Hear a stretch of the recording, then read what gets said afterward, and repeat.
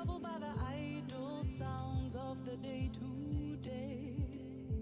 I know I let you down. I did nothing to protect you. Didn't know how much you went through.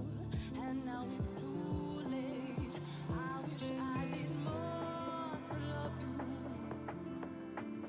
I wish I did more to keep you safe. And if I only could, I'd build a better world for you.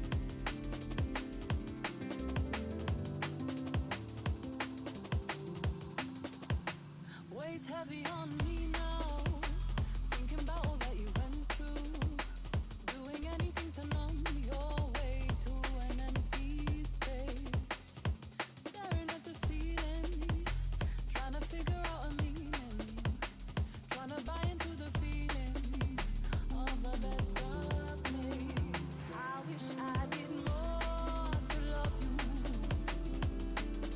I wish I did more to keep you safe. And if I only could, I'd build a better world for you.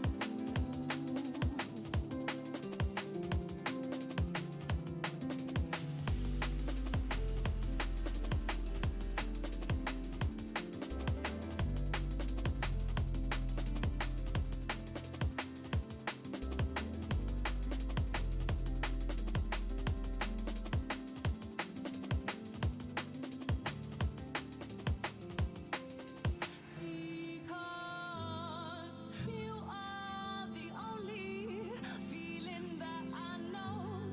And lovers are left to fight it. Now you've gone. I followed your fire, 'cause I need you to know I build a better world for you.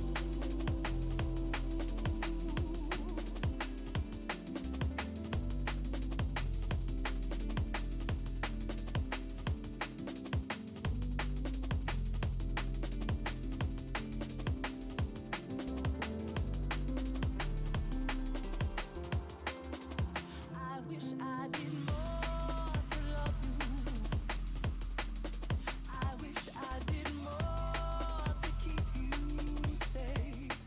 And if I only could, I'd build a better world for you.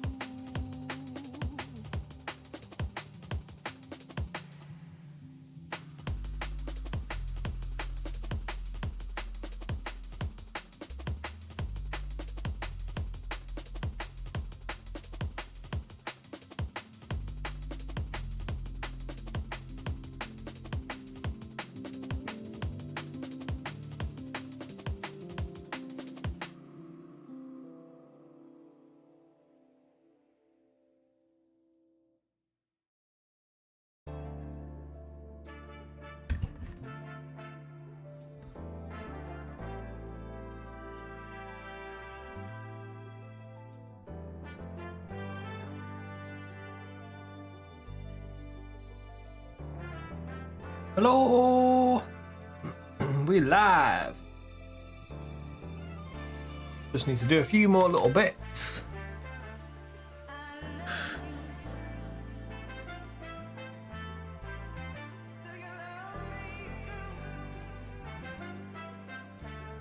I had to put my lightened camera a little bit higher up because of the bone giant. It's fine. Let's get the lighting better there. Beautiful. Have a look at this. Are you in a good position, bone giant? Probably need to move it up a little bit like that. That's probably a more natural painting area. There we go. Something like that. Awesome sauce. Might just pop it on. I don't really want to put it on auto, to be fair, because every time I do it on auto, it just likes to be a little rascal. Oh, that's good. Hello, my dear. Hello, dear Julian. How are you doing today? This fine Wednesday. You beautiful human beings.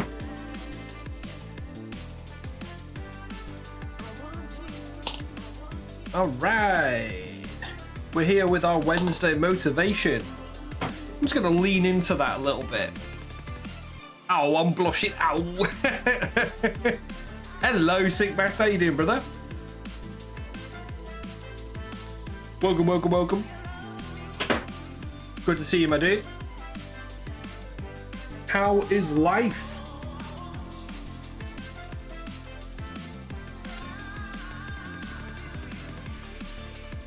All right. We're going to be doing the old bone giant today. We're going to be going very heavily to the bone zone and just having a bit of fun. Just to break things up. I didn't manage to get my competition piece finished, so I basically just had a really busy weekend. Pretty much what happened. It was my wife's baby shower. This is where we got up to. Wait.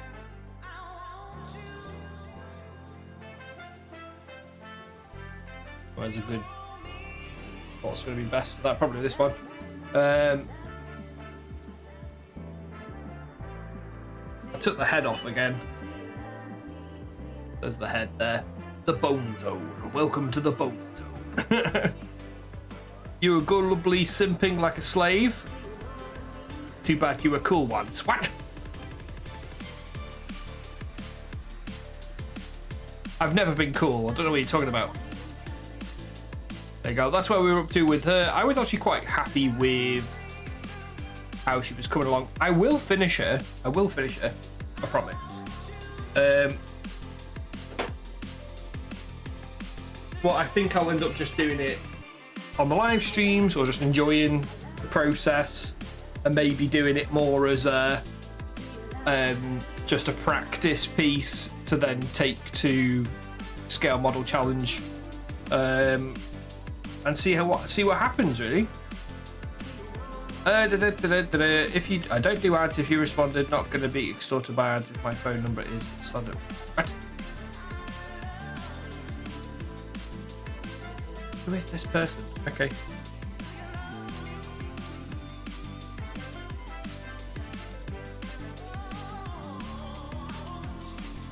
Hey Ravendell, welcome in, dude. Sorry, I'm banning that chimpanzee cult because they are writing some absolute nonsense in the chat.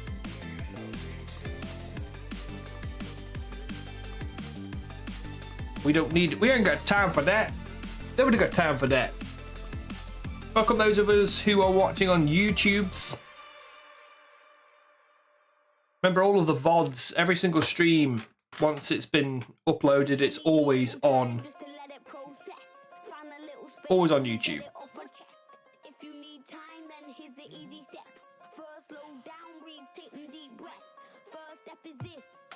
I don't know if I might skip this one.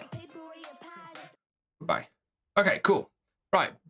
Bone zone it is. I heard you're painting Big Bone. I am. I am indeed the Big Bone, the biggest of bones. He's a tall man. Well, he was once a man. Only resorted to a bone. Yes. That's what we're going to be working on today. I think what I need to do is just get cracking. We're going to start off by painting the straps and whatnots.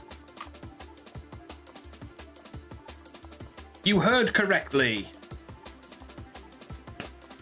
We're doing some Warhammer Fantasy, some old world. That's where we're at today, chat. I felt like it. I came, I saw, I wanted to paint it. And we're going to listen to some high BPM music this afternoon to get you all in the work state flow. We're going to be cracking on today. I'll just bring my water pot a bit closer there. I don't want to have to like do any mini games to try and wash my brush.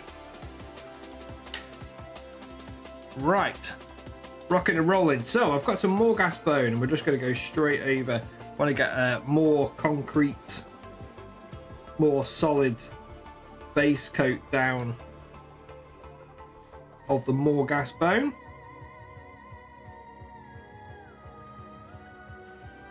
Yeah, when I did the go live, I forgot to change the thing, so it was saying that doing the competition miniature again. Well, competition has passed, so I'm going to take my time with that a little bit more.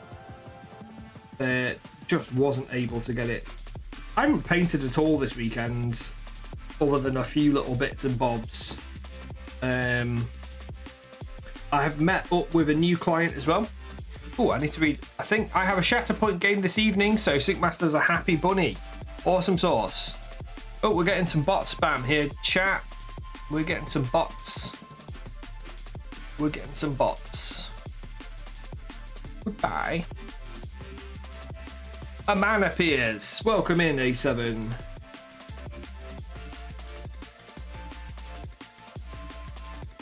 Welcome in, brother. Gonna have to well and truly keep the mod view open this afternoon because we getting attacked by bots today. It seems there's a couple of bots about. And I ain't got time for that. Nobody got time for that. How are you this fine day, good sir?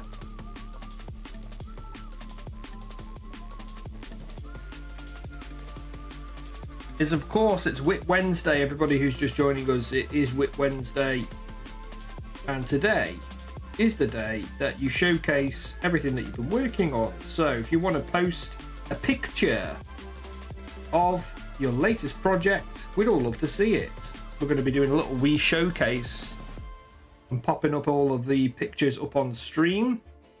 If you're not already in the Discord, type !Discord into the Twitch chat, and a little linky poo will appear for you. Chill Day looks like he's got a bone to pick. I have indeed. Welcome in, Mini Matties. How are you, my good sir? Bless you, child. I've seen that you've had a leg infection, so big hugs go out to Mini Matties on this Wednesday afternoon. I bet that was a bit shit. Literally knocked you off your feet. Have you had a couple of days off work? Definitely better compared to a week ago. Ooh, nice. Have some meetings in a bit. What, I stopped by. I was off for 2 weeks because of it. Jeez Louise. That's really kicked your teeth in, hasn't it? Man. I bet it was painful as well, mate. Well, blessings to you. Let's pray to the leg healing gods. The gods that completely are responsible for healing legs. I will sacrifice a chili con carne to my stomach in honor to you.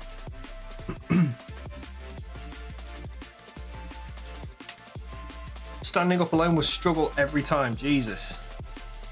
Hey, it's so profound, like how a leg injury just like completely screws you over. Like it completely screws you over. Right, I think I might need to just adjust this focus a little bit more. Something like that's a bit better.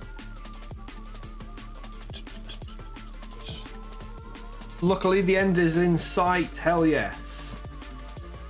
You'll be back doing squats in no time, my dude.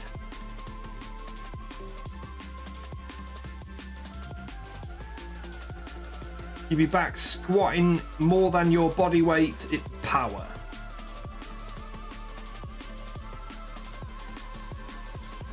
Man, leg day sucks the most for you gym goers. Unless you're a passionate squatter. And there are those out there who enjoy doing it. I'm not one of them. Always have struggled with squats for some reason. I think it's because I've got quite long legs. So it feels like it's longer to go when you're doing the squat. I don't know. Weirdly enough, that was probably one of the biggest struggles, not even able to hobby, mate. That must have been devastating. Oh, man. I'm glad you are back on the mend, though, my dude. You have posted up a picture up in the whips, and I'm going to jump straight into those because I know that you've got a meeting. So I'm going to jump into the whips in a minute, and we're just going to have a little look at those. For those of you who just joined us, you're more than welcome to post up, take a picture, take a fresh picture of what you've been busy working on, and then we can all have a little look. There's no pressure if you don't want to showcase. All we're doing is just trying to motivate each other to paint. That's all it is. Paint, sculpt, hobby, whatever is your vice. Right, I've just Morghast boned all over those bandages. The plan is I'm going to highlight those up till probably like a palish white, knock it back with like a Seraphim sepia style sepia wash. We're going to knock it right back to the Bronze Age. And then maybe come in and add a little bit of texture. I want the bandages to look nice and old and weathered and textured. That's the whole point of this paint scheme. It's all about the texture. Journey is a night, I tell you. You're learning a lot. Hell yeah, brother. Let's go. Let's get into Discord for you lot, for you guys and gals. Where is Discord? There you are.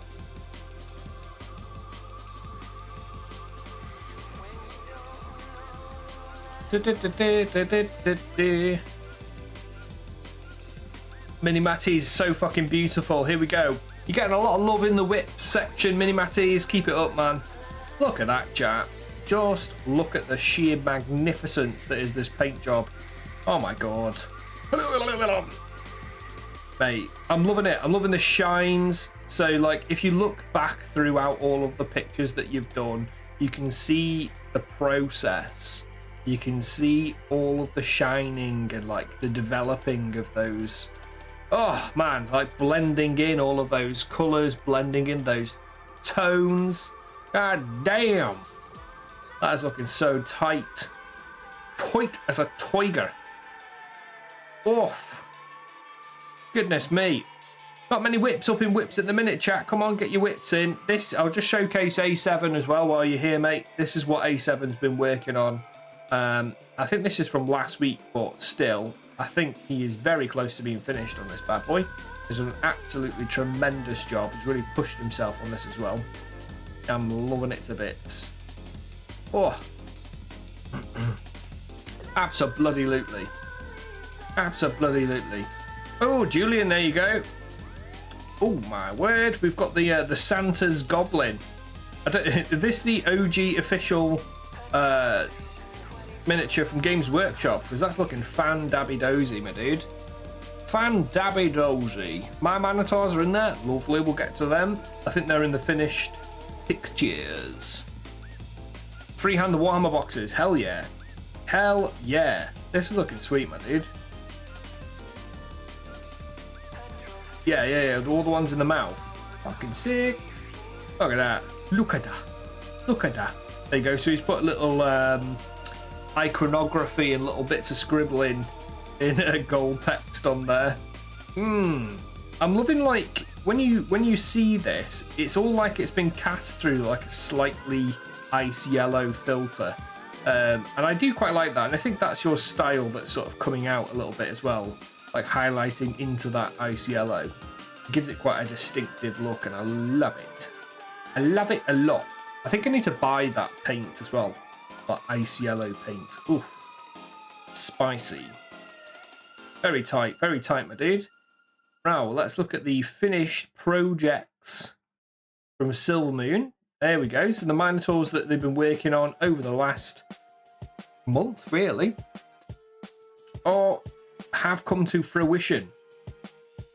So you've just finished all the bases. Lovely jubbly. Loving that, loving that. Proper old school miniatures from Harrowhurst or Harrowhurst. Very cool. I've suggested that they do a Beastman army off the back of this because these are sick.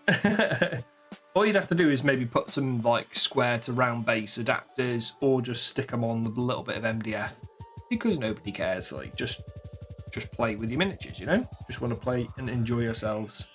These looking banging. Nice, man. Lots of detail on these as well. Lots of nice little tasty bits of detail throughout. Lovely jubbly. This is from last week. I'm sure we'll have more whips as the stream goes on. So chat, if you do want to jump in with a whip, more than welcome to do so at any time. Just let me know that you've posted it into the whips and I will jump on it ASAP. Man, you guys have been cracking on this weekend, honestly. Oh my God. Spice Town. So Julian, have you been cracking on with yours throughout the week? Is that a commission or is that a passion project that you're working on for a bit of funsies? Love painting them, but I'm weak for retros, yeah. Retro vibes, best vibes, mates. You'll be happy to know that I will be painting up some retro Eldar as well as some new Eldar very, very soon. I've had a gracious client come over to my house yesterday and basically book me out for the rest of the year. So I'm now not taking any more commissions on until 2025 for the time being. I may sneak a few cheeky ones in, but I'm absolutely over the moon with this because it means like while I'm having a baby, I don't have to stress so much about work coming in because I've got like a guaranteed project every month from this chap, and it's all going to be really, really nice stuff. I'm going to be doing Beal Tan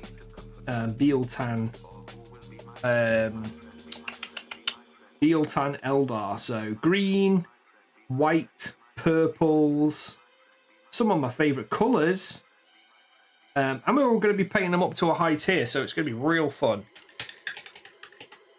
This is a painting commission as well. All your painting is commissions. There you go.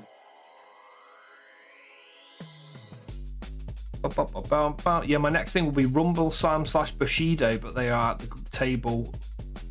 But they are for the table at Griffy Griff Con. I see. There you go.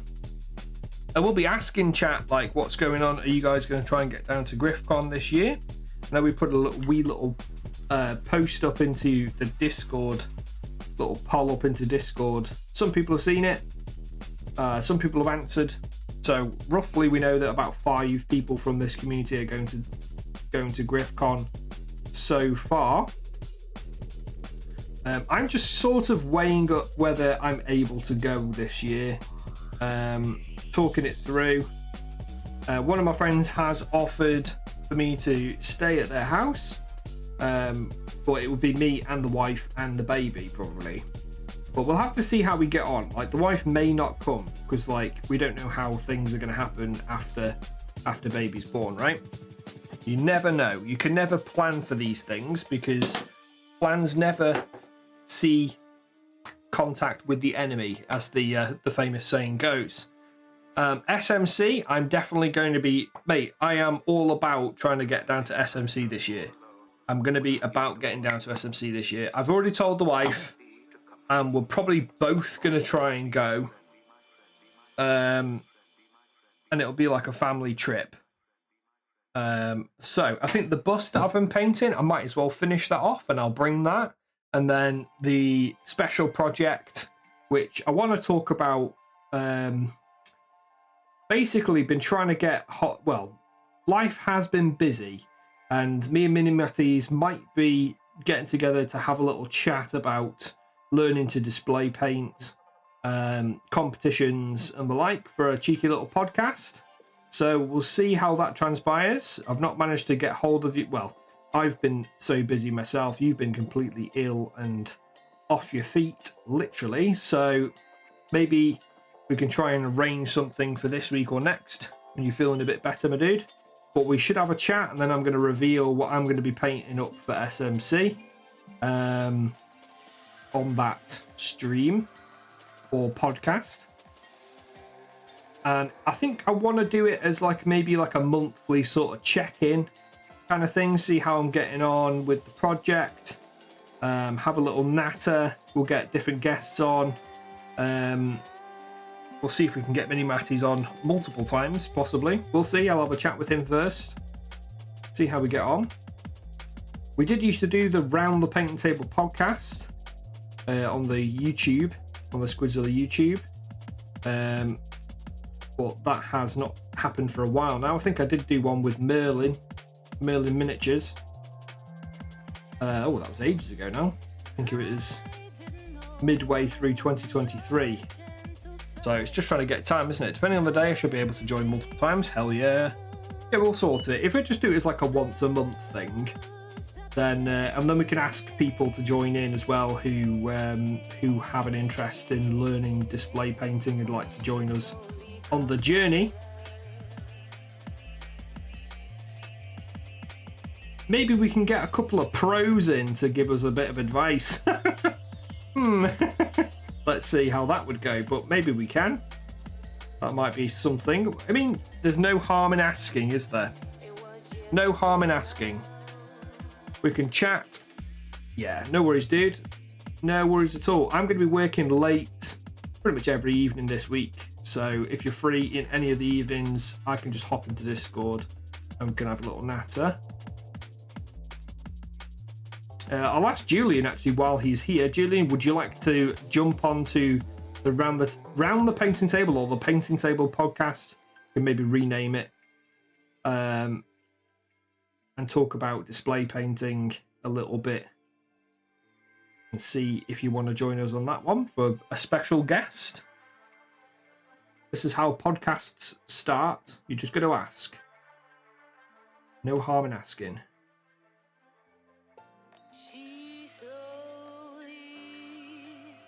Probably going to do it as something for YouTube. Of course, he'd be happy to. Oh, man. Absolute legendary. Thank you so much, man. Cheers to you. I'm going to have a sip of my cup of tea. Cheers to you both.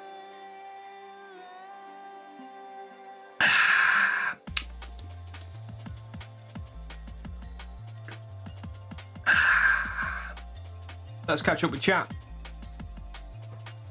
Silver Moon says, Rumble, I'm halfway through the Rumble Slam. Then you've got way more fun diorama projects planned. Can't get my words out. Planned. Lovely, lovely. That's going to be awesome. Where do I sign? I can write a contract for you if you wish. Just be a bit of fun. Have a little natter. We'll have a little natter. And I would like to try and do like the hangouts again, because like we used to do like little hobby hangouts. But I know life has been busy, but I know life is going to get busier, like once baby's born and all that. So I want to try and start some habits for the community, you know, like we'll have a go, jump in the chat or something and have a little chat on Thursdays, Fridays, whatever it is. Try and keep it as a regular thing. Have a little catch up with everybody. And then, like, while I'm completely baby brained, it'll be a nice thing to keep me going. I am going to definitely maintain my Wednesday streams. Like, it's you know, I've told my family, like my friends all know that I stream every Wednesday, so it's not like I have to worry too much about being interrupted. But you know, once we've got the baby again, it might get moved and changed. But I think I'm going to stick to the Wednesdays, and I'm just going to see if my mum will come and help or something on a Wednesday. And of course, my wife's going to be on maternity leave anyway, but it's just in case she might need something. So I think what we'll do is we'll just bear in mind that I may have to run off and help change a nappy or something from time to time.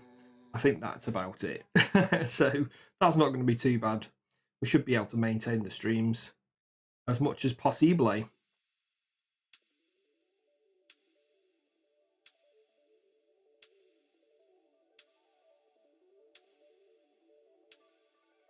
But we're just going to chill and enjoy ourselves today. What's everybody working on this afternoon? You starting off anything? You doing any painting along with us this afternoon, Julian? Silver Moon? Sync Master? Are you working hard?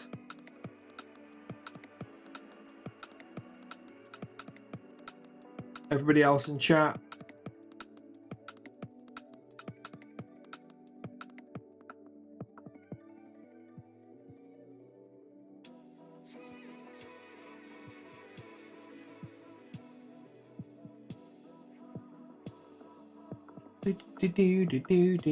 So we're just adding on the bleach bone tone at the minute, and then once the bleach bone tone is down, we're going to then layer it up with a brighter, probably like a pale sands or something to do some additional highlighting. But I'm being quite rough and ready with this and quite splotchy because, like I say, I'm trying to apply it as like a texture more than as a neat highlight.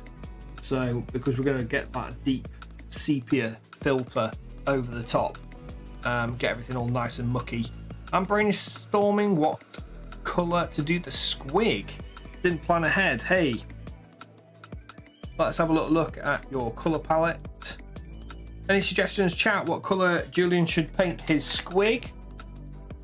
Because you've gone for quite an orangey red for the cloak of the goblin,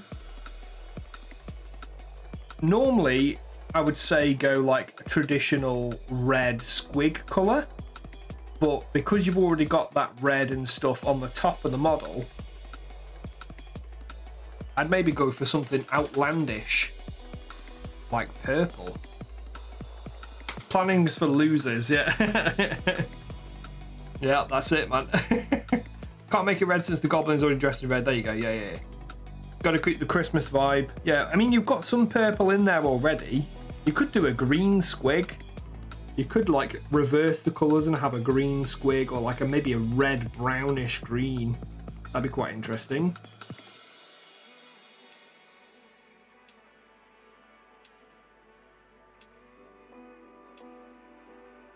Feel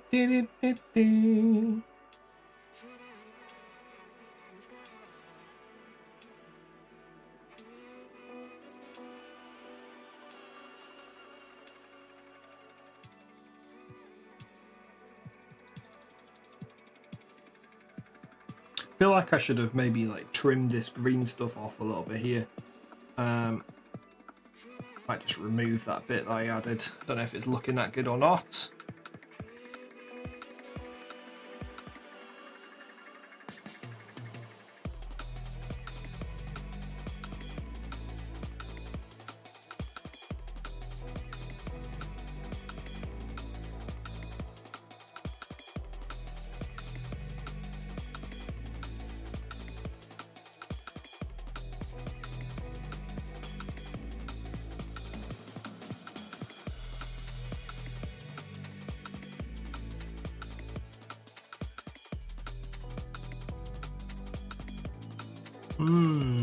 I do quite like doing this texturing technique. It is quite fun. If I'm moving around quite a bit on the camera, I'm sorry. I'm trying to settle myself in a bit. With some of the larger monsters and miniatures, it is kind of more difficult to keep what I'm doing on the cam.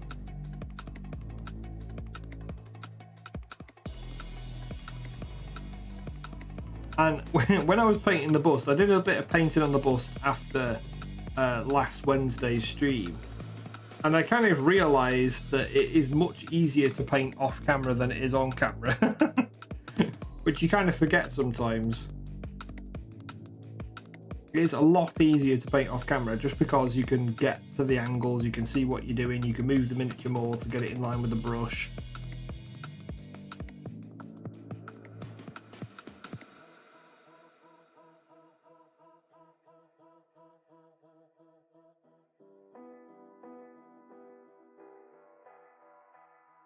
Having a little sip of tea.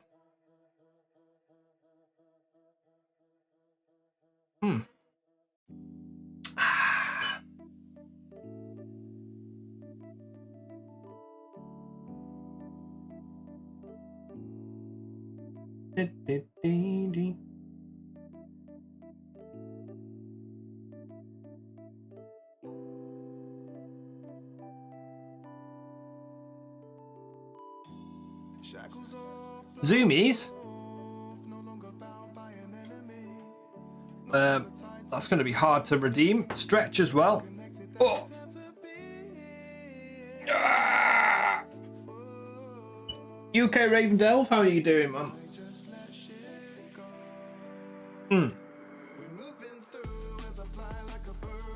I'll give you a cheeky zoom if you wish.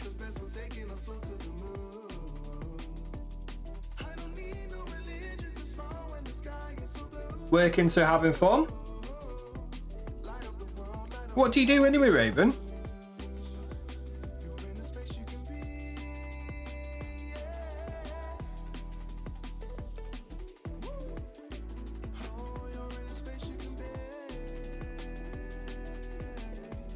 Don't mind me asking.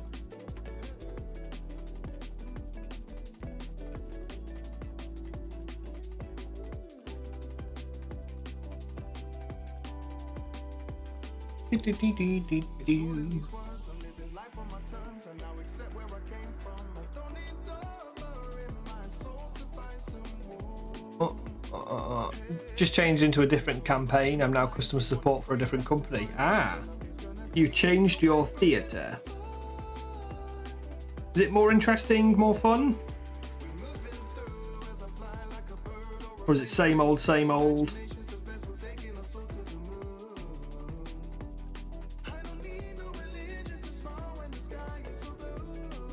What do you get to work from home?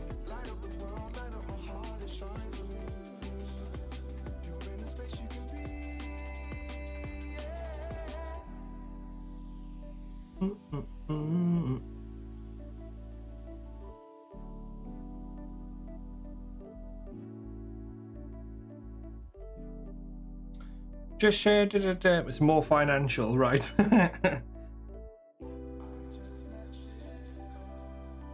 Got to be a bit more careful of you. Yes, I did enjoy work. I've worked customer service quite a bit in my previous roles, and sometimes it's okay, you know. Like I didn't mind chatting to customers too much. Well, that's because I'm a bit of a chatty man myself. But you know, sometimes you just get some absolute douchebags, but I guess you get that in any walk of life.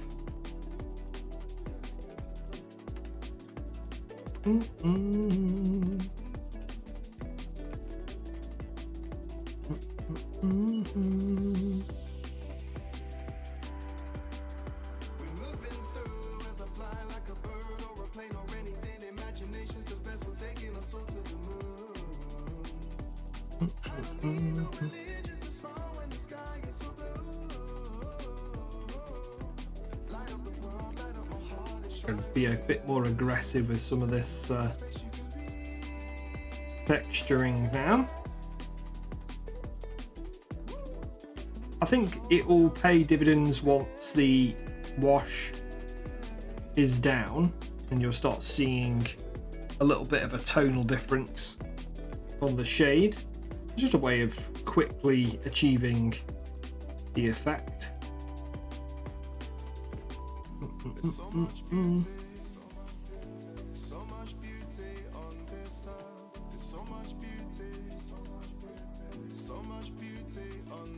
I need to tidy it up here on this arm.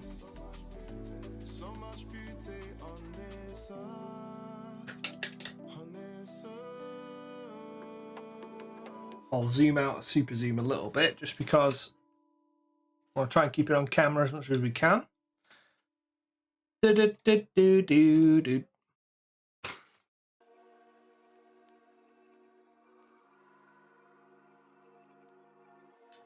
Lovely job, lady.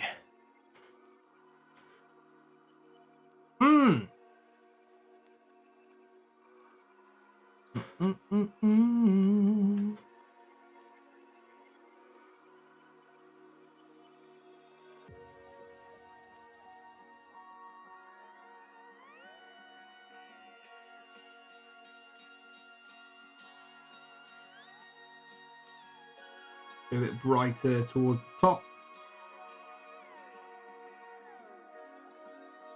I think I want this to be a faster paint job, because I do have quite a lot of this to paint. This old world stuff, and I don't usually give myself a lot of time to work on personal projects. Silver Moon, you were saying about you're still there? You were saying about Bushido.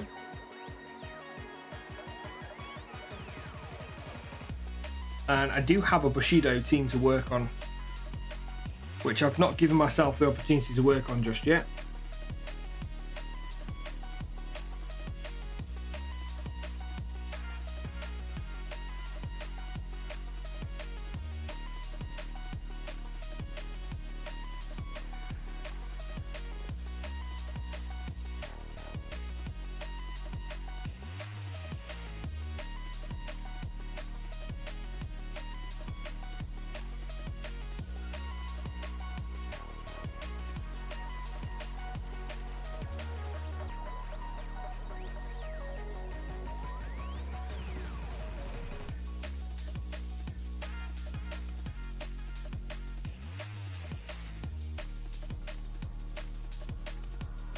Okay, so I'm pretty happy with that. Next up, we're going to do some brighter tone. Let's swap down to a smaller brush size. I don't think it's that much brighter actually when I see it on cam. Try and get Streamlabs up. That's the wrong thing.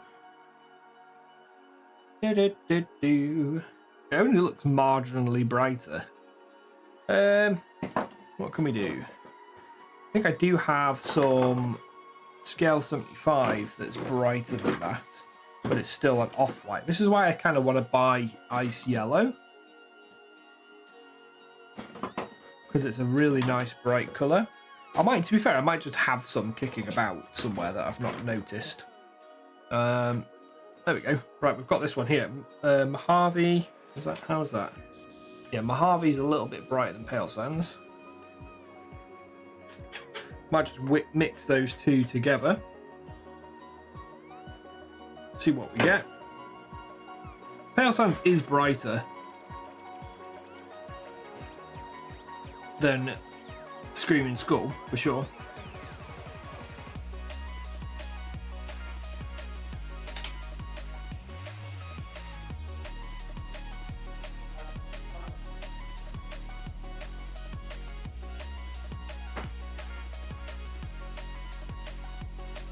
Okay, so we're going to do a lot of stippling now, essentially, with a brighter,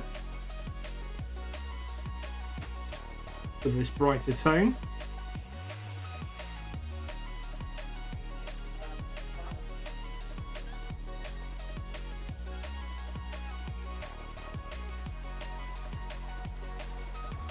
Carrying a fair bit of paint on the brush. You've got to be a bit careful.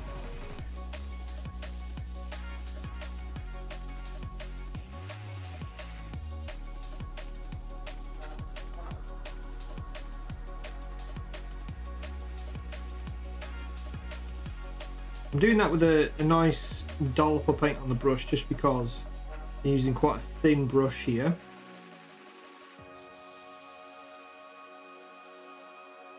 And I don't want to have to keep coming back to the palette, so I'm trying to work faster. Shouldn't make too much of a difference.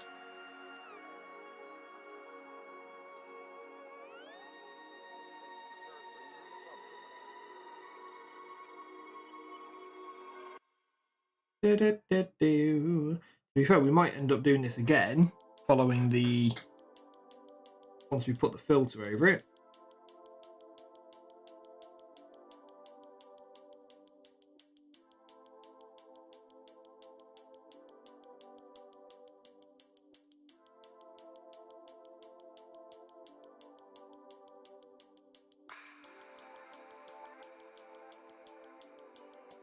Making those stipples a little bit more dense towards the middle and the top.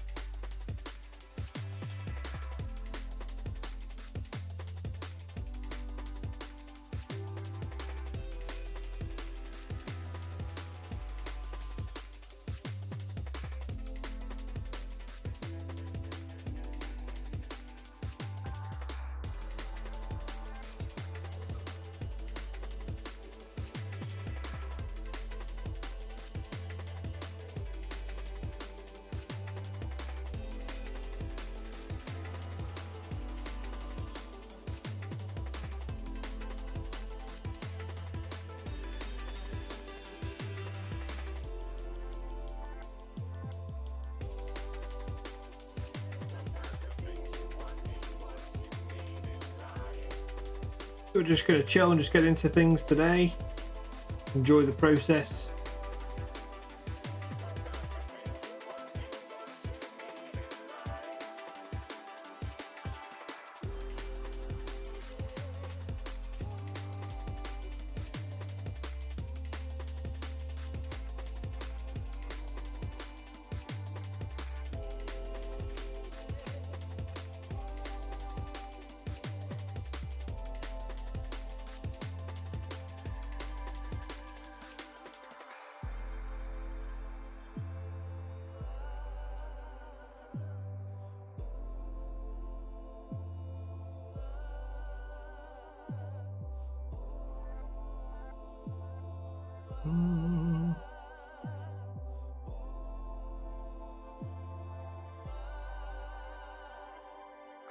Cause I believe in fate, I believe in us. I believe if you believe we can make it up. We all on the path where journeys are tough. When the mist rolls and diversions come, sometimes we go off course, right back to square one. Or get a little misguided, forget to walk we run. Right into something that can confuse the tongue and leave it twisted, conflicted, but then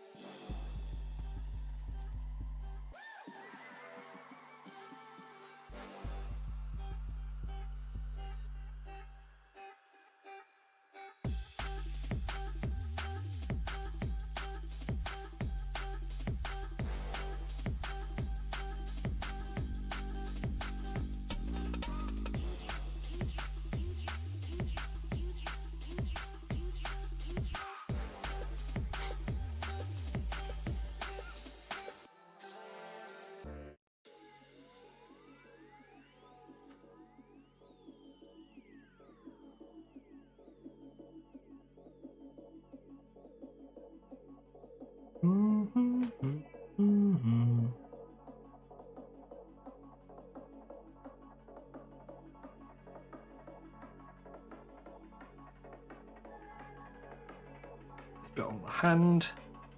Then once we've got these bandages all highlighted up a little bit, I'm just going to hit it with that filter.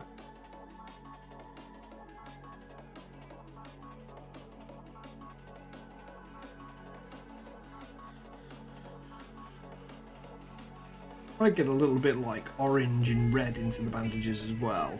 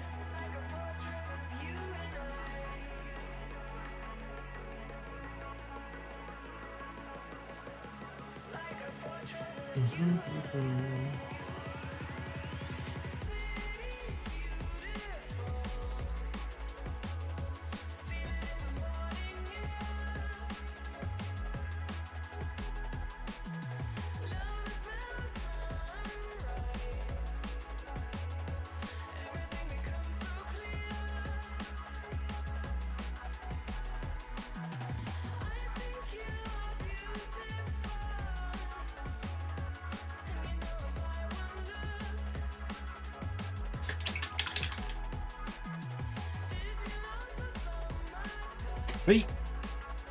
Oh man, just threw my brush into my palette, it's soaked. That's a silly move. Right. Not too much more to go now with this highlight.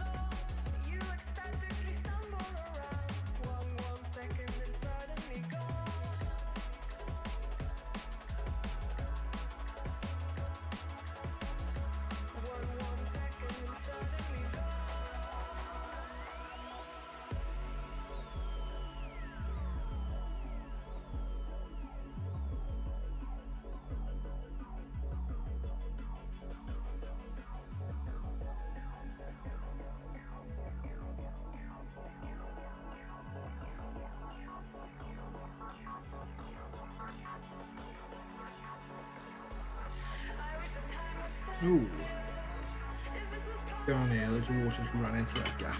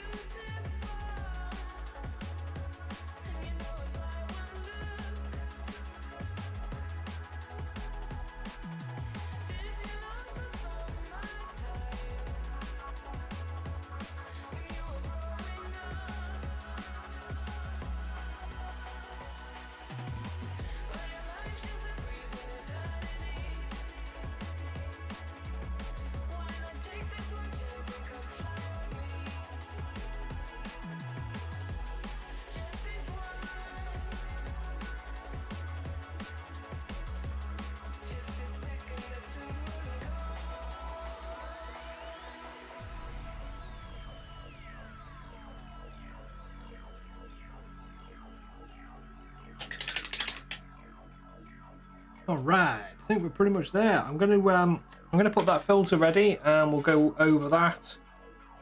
So I just want to get a.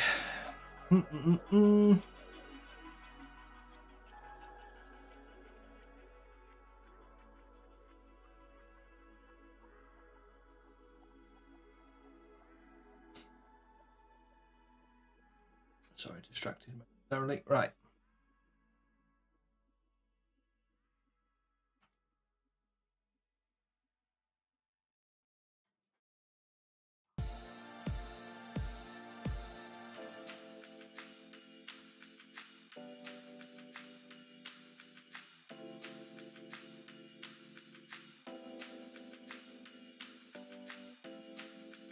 I've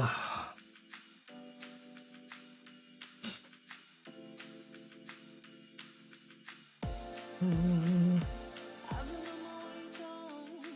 I've been living with the lights out. Get in trouble by the idol sound. I've had this song on before. Might just mix it up a little bit. I'm going to go to some more Laser Hawk, I think.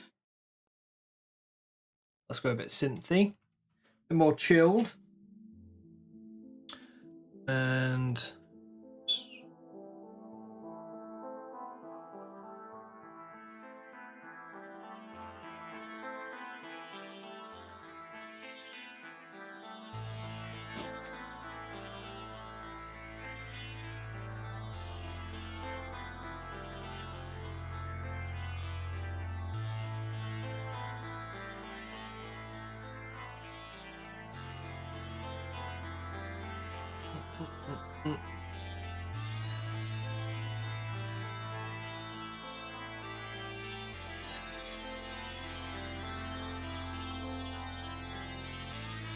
Cool. All right, let's get that Seraphim sepia out. Sorry, I need to stop getting distracted by emails. Right, we've got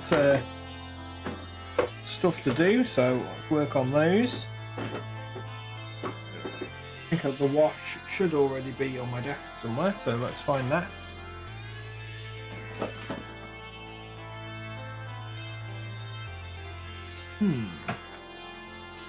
What about smoke? An interesting colour. We could mix that in a little bit for like a darker bit. I'm essentially looking for soft tone from Army Painter.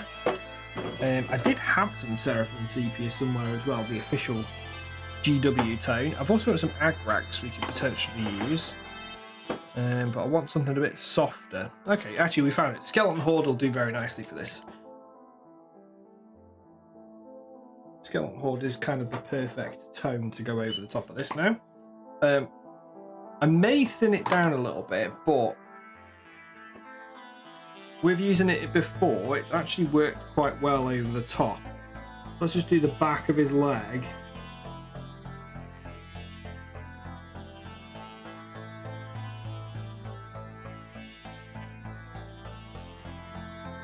Does take it very dark actually, so we may just want to put some of this onto the palette and just add a scooch of water to it.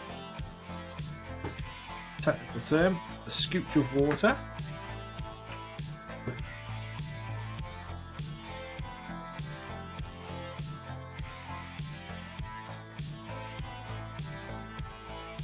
Hello, hello, hello. Thank you for the follow, Arnie Nimbus. Welcome in. How are you doing today, this fine Wednesday afternoon?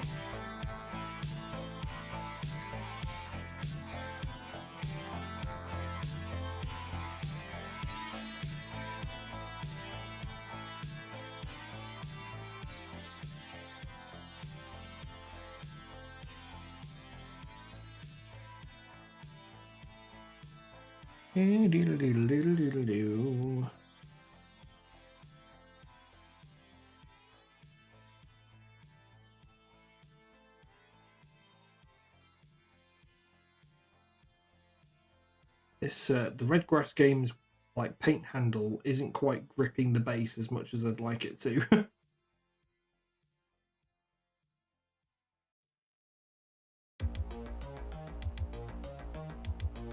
I'll pop that there so it's a bit easier for me to see. There we go. Wonderful. Wunderbar. We're doing the fun bit. Well, one of the fun bits, which is just getting a nice little cheeky wash over the top of everything. Might just add some to the bone colour as well. Because as you can see, we've gone for a more realistic looking mummified undead for my army. So I'm not going for your standard bleach bone sat out in the desert. I'm going for these have sat in a crypt somewhere for 1,000 or 2,000 or 3,000 years, where the bones have started to oxidize and decrepify. Instead of being left out in the sun. So something different. Your standard sort of Tomb King's colour schemes, but I am going to be bringing in your other colours into that.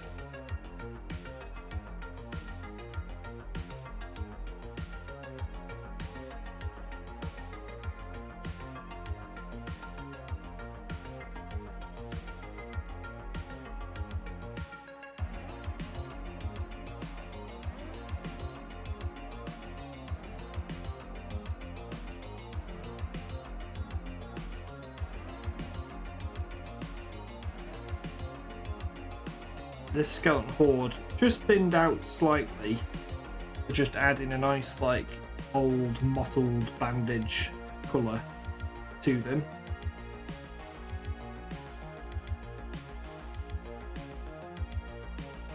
Probably just done it like 2-to-1 with water on the palette. I did do a little bit earlier, essentially just tea staining. But I did do it earlier with the pure skeleton horde, and I'm not quite happy with how that looks because it's a little bit too much that it darkens it.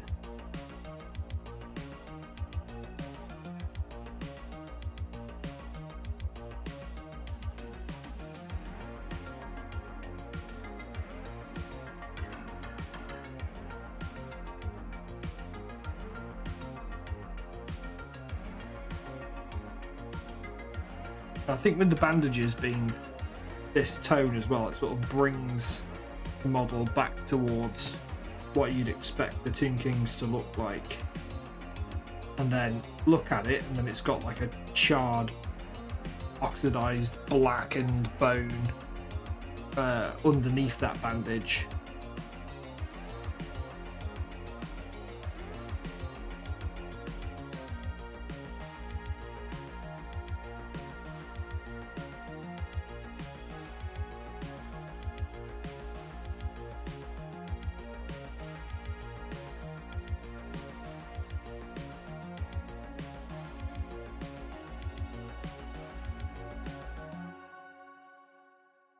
There we go. I think once this is done as well, we'll just come in with a bright highlight again and just pick out some of those edges and brighten things up a little bit in a few areas.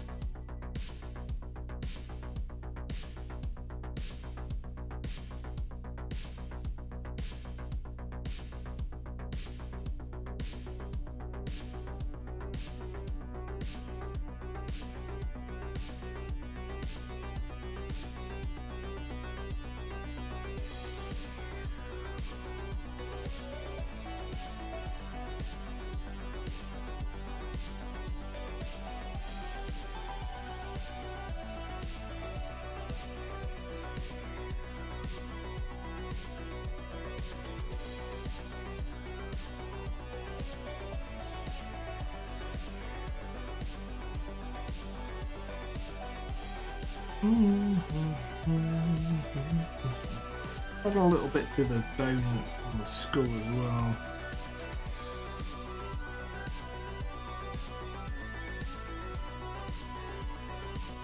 I do want to have like a nice brightness coming through from the bone, like on the inside of it, because it's kind of done like a reverse highlighting effect. Afternoon, Winnie. How you doing, brother? Bit quiet today. Everybody's been working, cracking on. Hope you're right, dude.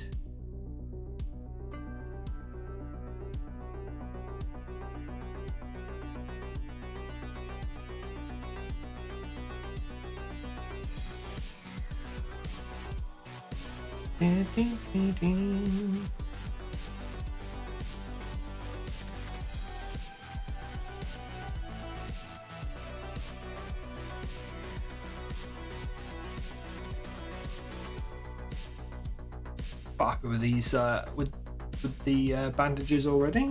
Quite keen on how they're looking. While that's drying, I think I might just come in and start base coating out some of the leather. There's not a huge amount of leather on him. It's just like a few little bits. Like, I mean, I could do that bit as leather, to be fair. I might do this bit as leather that's been coated in the Morghast bone there. So that bit, these bits here, these are all going to be like a leather. Because if I look at the one, here's the one I did earlier. Yeah, so like the little bit on the chest, like a little leather chest piece, then the bits along the thighs, and then obviously he's got this like strap bit, but like the quiver. I'm not entirely sure. I think I'm going to go like black for the wood of his hammer. I'm thinking, should that be wood? I'm not sure. Would ancient wood be able to hold the weight of a giant, huge hammer?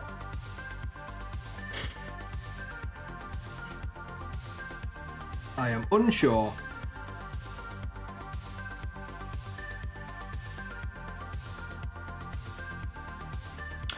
Right. Well, let's get on with that though. We're going to use Rhinoxide for that. And maybe a touch of Mournfang Brown. Maybe a touch. Well, I've got Charred Brown. Hello, Swanky Steve. How on earth are you, dude? Swanky Steve. How you getting on, bruv?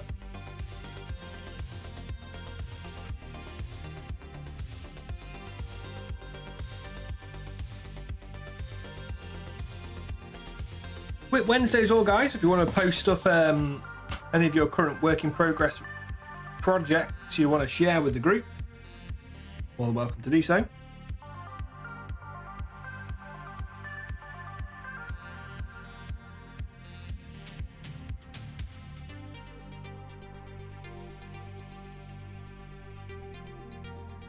think this little bit of like a dark sort of leather is going to go quite nicely. I think I had too much water on my brush there. I've turned this into more of a wash than a paint. Ay, ay, ay. Oh, no, no, no. Not like this.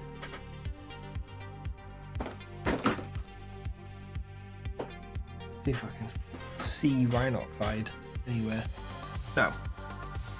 Have to keep using the charred brown. I'm alright, mate. Yeah. Doing good. Doing good.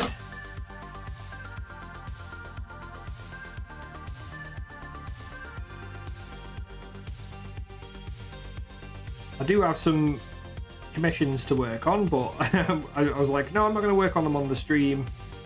I feel like painting up some of my Tomb Kings, and then I'll work on the commission probably tonight. I want to get that done for tomorrow, ideally. But I haven't really done any work on my old world project for a couple of weeks now, because we've been doing a few bits on a miniature from Nom Nom for a competition, but I didn't even enter into the competition in the end, which was bad of me. But I just couldn't find the time to finish it off, and that was like a passion project. I think, like, I spoke to my wife about it, and she said, "Well, you've taken too much on. Just, you know, you keep taking too much on, and then something's not going to make it. You know, something's not going to get done." And I do tend to do that. I'm a bit of a yes man when it comes to these things. So I am going to finish that off though, and keep working at it when I get the chance. And I think a couple of streams I'll probably carry on with her as well. And maybe take it to SMC as an entry into SMC, because I want to have probably about 3 entries to SMC if I can. This is Scale Model Challenge. I'm adamant that I'm going to try and go this year.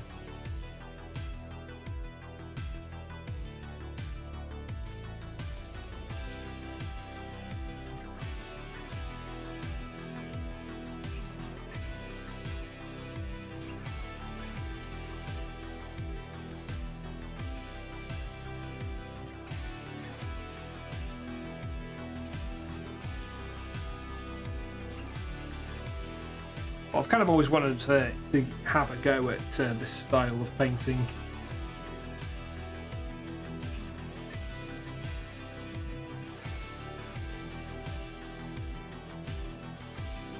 Well, don't look up the giant skirt, it's not the best sight underneath here.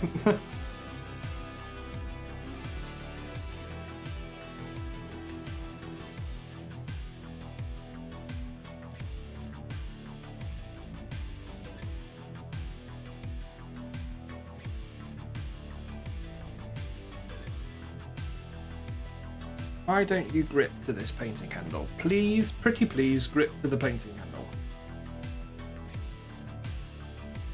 For some reason it doesn't quite like it. Alright, that first layer of sepia, like a watered down Seraphim sepia wash, appears to have done its job now. And we've got a more toned down looking bandage with a little bit of tea staining to it. And I think what I'll do is I will apply another layer of that and darken off some areas more than others, and like try to carry on with a little bit of shading. So instead of doing like a big slapped on one thick wash layer, I've done it as a thinned wash, and I'm going to do 2 thinned washes. And that way I can kind of control the shading process a bit easier.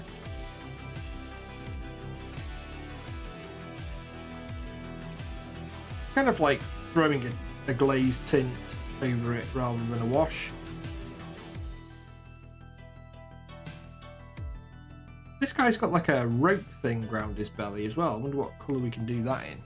Might have to do that in a purple. Because I do love a bit of purple. But like, I'll just throw in a casual bit of purple. But to be fair, what colour did we do it on the other giant? We did it as a red on the other giant. Okay. Okay. like a magenta-y red. Interesting. Okay, well, we'll keep with the vibe.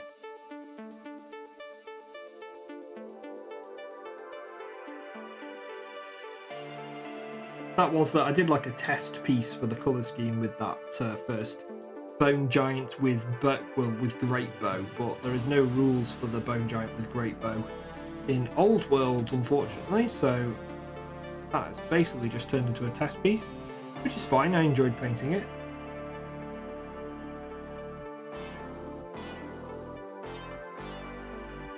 We're just going to jam some this brown underneath there.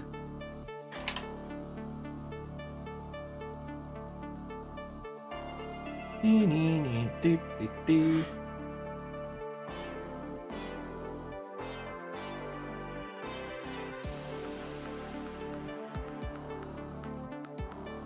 we go. Alright, and this bit underneath here is going to be leather as well.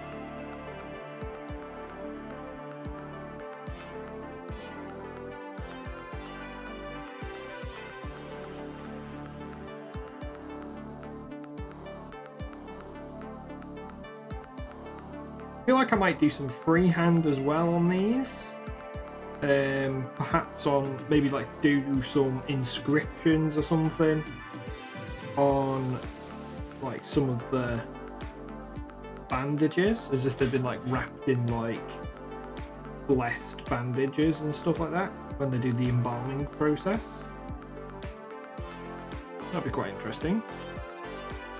Okay, so I think we are good on the first base coat there of that leather, and things are starting to come together. So, while that's doing its business, I'm going to come back around with a second layer of a watered down skeleton horde on the bandages, and this time we're just going to focus that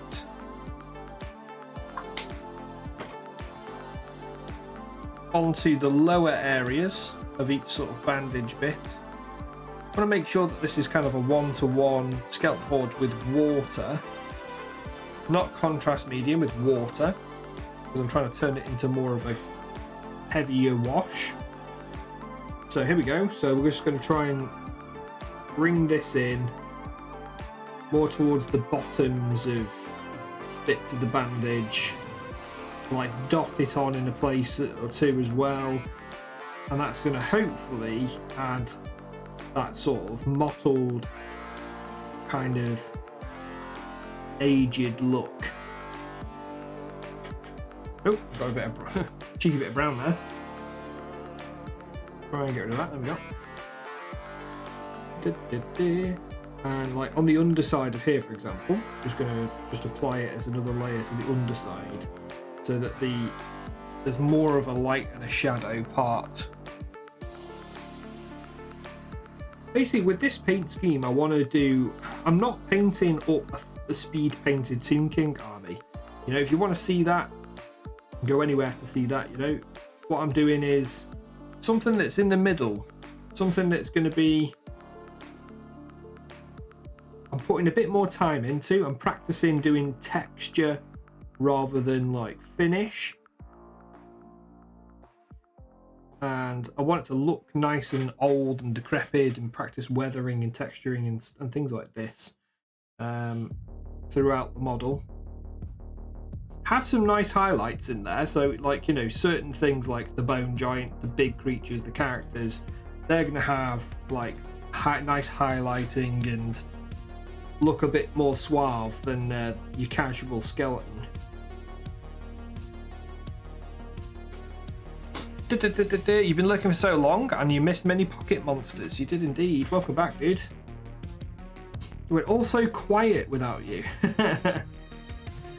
Everybody jumped ship over to another streamer, I guess. That is what it is. I changed the tunes as well. I wasn't really feeling the drum and bass so much today, so I'm going with some synthy goodness. No, mate, don't apologise. You got to work. You got to work, brother. You got to work. I'm not here to distract you. I'm here to provide company that'll hopefully inspire you to keep working yourself. Sometimes, like, I know full well when I'm painting on my own, I like to have a little bit of company, you know?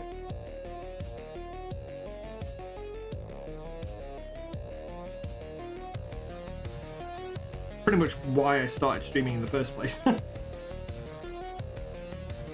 I started during lockdown, when I started kind of like diving into the commission painting world, and started doing it for fun, you know? And then it's turned into what I do for my job, so it's fun times.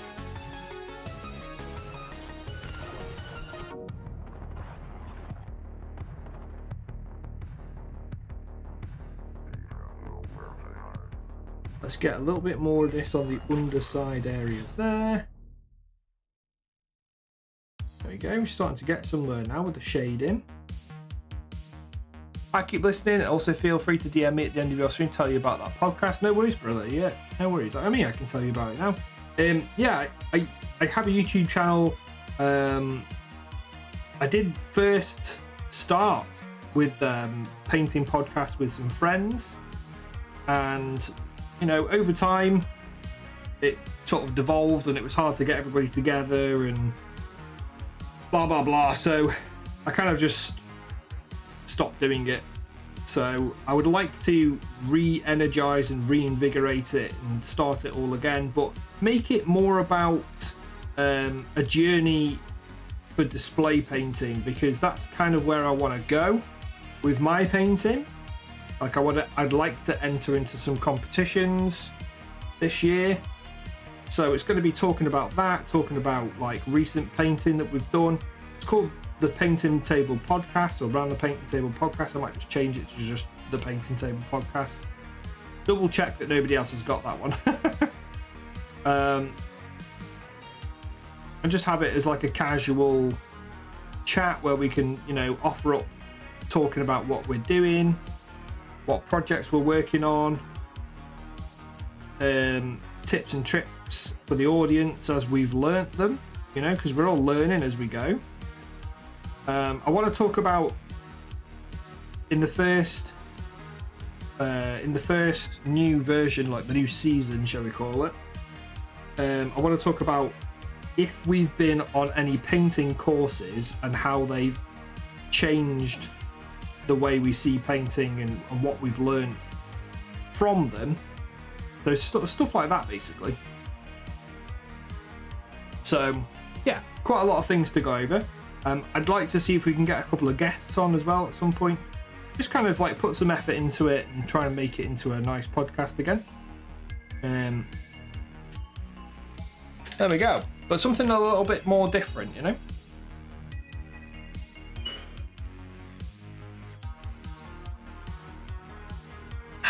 Right.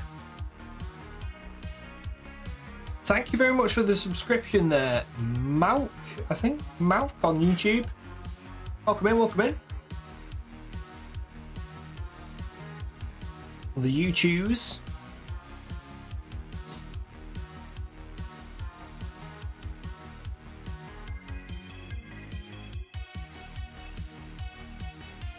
Wish I could pop like the multi-stream chat out into a different chat box. That would be quite helpful. Right. So now we've got a little layer of that leather down. That's still doing its thing. While that's drying, I might just start doing the gold, because there's quite a lot of gold on the model. So let's get cracking with that. I'm going to be using an old favourite, which is Retributor Armour. Many of you will have this one at home. It's just a cracking ready gold. And I'm going for like more of an older sort of burnished gold. Because of course these guys have been sat in a tomb, hence the name Tomb Kings, for a very prolonged period of time. So getting straight in on that. I'm not watering it down or anything, I've just pulled it straight out the pot. I do love Retributor Gold because it's just got, I mean, look at that, like straight away it's got this lovely like warm gold colour. and it does have really nice coverage, which is always something I look for in a metallic paint.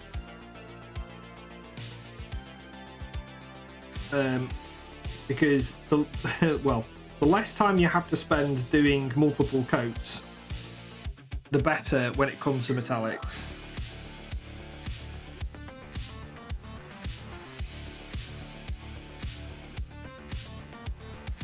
Obviously we're painting this over a kind of like red primer with, I think it was like a sandy like off-white that I'd sprayed with the airbrush.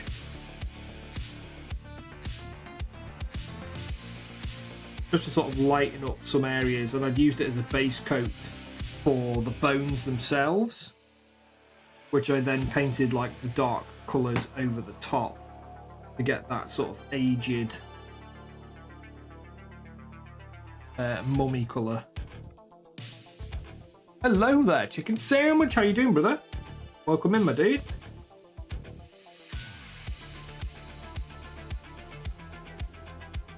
Good to have you with us. So you've been playing a fair bit of Pal World lately. How's that going? Mate, I've been fully on board with Helldivers the past few days. Like, I've been completely addicted to Helldivers, and I have been quite naughty with it. Normally I try to not get as addicted to games as I can, because I do have quite an addictive personality, particularly for very good video games, but I've given myself a little bit of slack, and I have played a fair bit. But that means I've now got to work into the evenings tonight, tomorrow, to get some commissions done for the end of the month. So, yeah, it is what it is. These things, you know, take the time to do one thing, it'll pay itself back later on. Not too bad though. Fantastic game. Absolutely fantastic game. If you guys don't own Helldivers 2, sorry, it's fucking brilliant.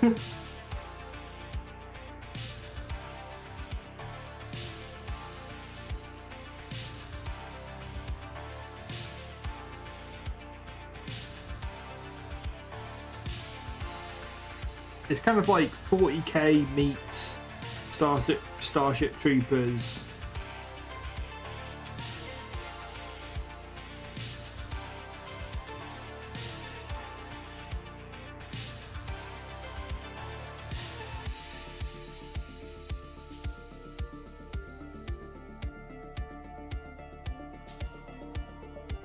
And I think it's hilarious that, and I was talking about this the other day, that we've had two like indie games, essentially indie games, that have been smashing it out the park and showing up all the AAA games industry. Like Pal World has taken the world by storm, and now Helldivers 2 is taking the world by storm. Right? Like, that's pretty much where the majority of people, if you look at like the playing stats on Steam, like, it's ridiculous. Enshrouded has been another very popular one.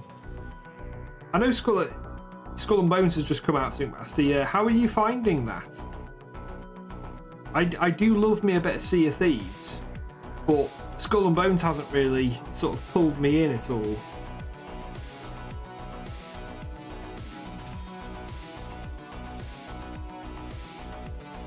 How did I do the outside of...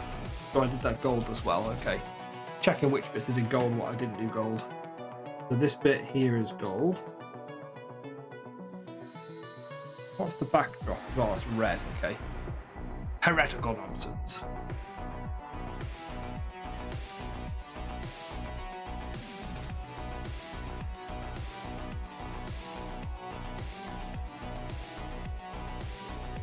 I think it's a big eye-opener for these companies, man.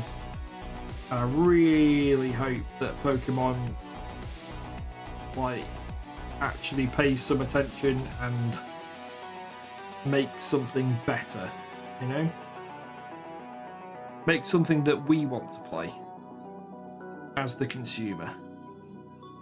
It's not quite Sea of Thieves. No. I mean, Sea of Thieves is always going to be its own thing. Like, I always come back to Sea of Thieves, you know, because it's just such a classic. And it is a lot of fun.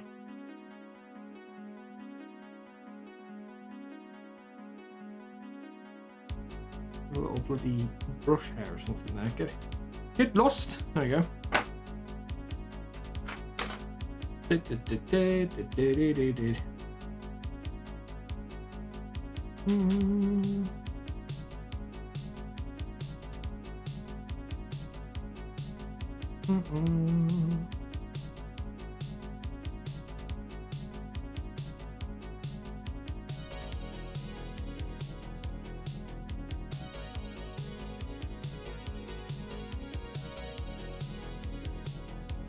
Oh, Sigmaster, I needed to ask you about GriffCon actually. Because I messaged Ravens, I think she's the organizer at the minute, and I've not had a response. And I was just asking about like the table cost, the new table cost, and whether I could do like one day with a table. Because I don't know if I'm going to be able to do both days. Well, for one, I don't really know if I'm going to be able to go at all at the minute. It just depends on how things are once baby's born and how well she's settling and all that. But if all goes well, you know, me and the wife and baby will be at GriffCon this year.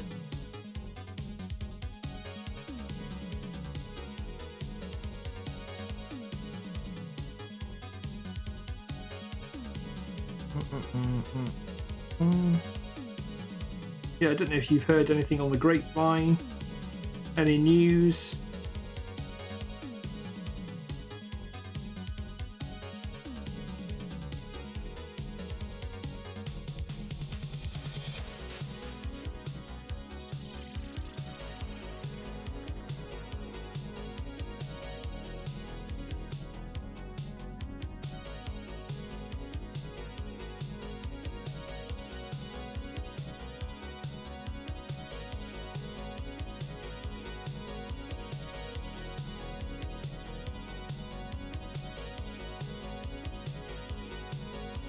Alright, so that beetle bit's there, and then we're going to be painting like turquoise and reds over that backdrop.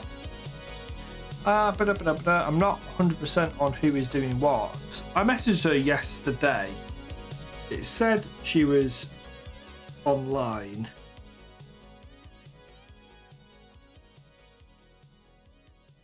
So I don't know if... Although I messaged her again in the evening. So I messaged her in the morning and then I messaged her again in the evening. Not had a response to either.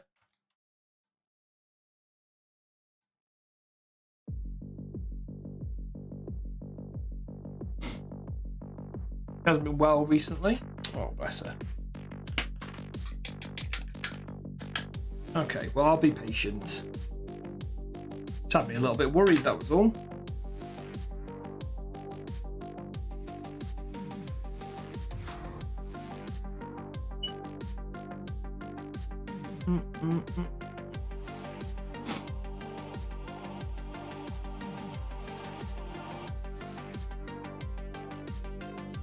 Okay, so we've got the base coat around there. I think we'll do like a gold plate here.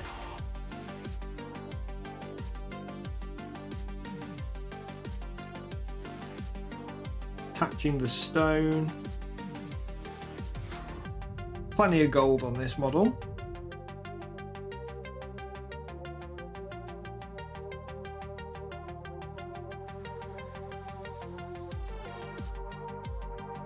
Quite like the idea of either doing... I've got two options. I can maybe make it look like rose granite on, like, for the stone, which is very, very much like ancient Egypt. A lot of the statues were rose granite. And, like, in terms of... that would be a good stone to use as a weapon as well, because it's got, like, one of the highest ratings on the item hardness scale out of anything.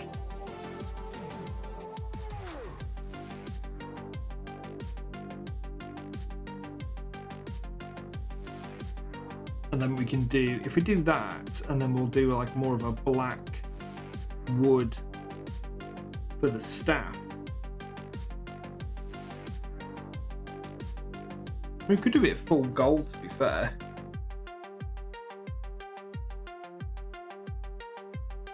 Like gold plated. She should be streaming tomorrow, 10:30 to 2. Okay, I will see if I can get onto Twitch tomorrow then and have a little natter.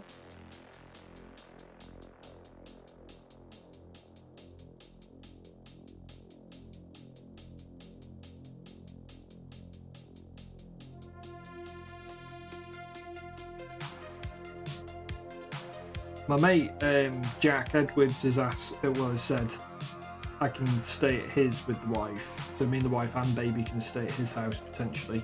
That's we're about an hour away from Essex. Because like I was looking at the all the hotels and stuff last night, and they were looking at like £136, which is a bit too rich for my blood at the minute, I'm afraid. So I either would have had to just do one day. You're struggling with that damn squig, can't find a satisfying hue. What did you go for? Did you go for green in the end? I was curious as to if they were going to let people do single days. Personally, £150 for 2 days is a bit steep, but I have no comparison. Just thought that having to make £75 profit a day for a small business. Jack's a good lad, he knows Simon, doesn't he? Yeah, he does, mate, yeah. Yeah, because like basically he wants to go and advertise Aetherpunk, and I said, you know, I'm happy to go. We'll share a table, and I'll help you run demos, and all. You know, obviously I'm selling his. I'm like the, what would you call it? The physical printer for the Aetherpunk range at the minute. So I was like, well, it'll make sense for me to come and try and help you out and sell some sets and stuff. Like I'll print like loads of sets and bring them with us. But to break even, we'd have to sell like over 100 sets. No, more than that.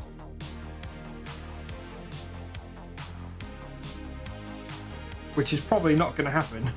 Let's face it. If everybody at the convention purchased a set, we might not break even.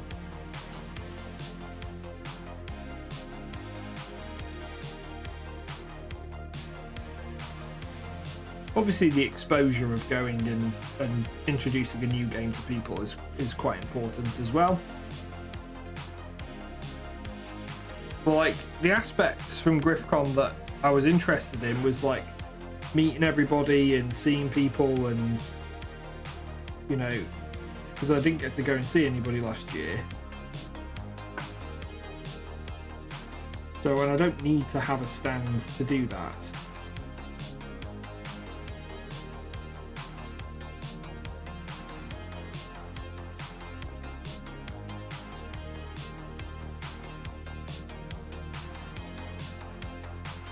Yeah, there was an indie game at last year's con, but last year it was free. Obviously, you do have the set getting out there side of things. Well, that's what I mean. Like, I've got to pay for a hotel. I've got to pay for the petrol to get down there, which is going to be about 30-40 quid there and back. So there's other costs as well.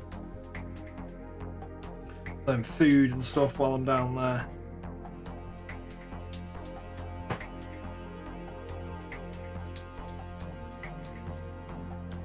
So I'm not quite sure why they're charging for essentially attractions, because people who want to set up a table at the event, it's kind of like the attraction to the event, right?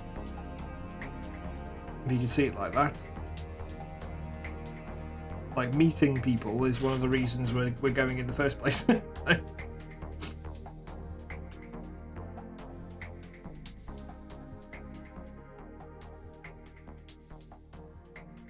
But I do get that they need to break even. They need to make money on it as well.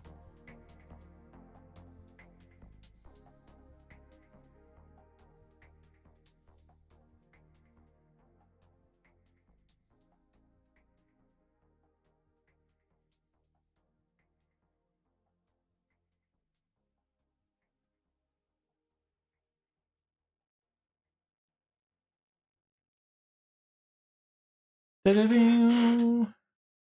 is it. It's sort of alright for local businesses, but those coming from afar makes it really expensive. Yeah, too much.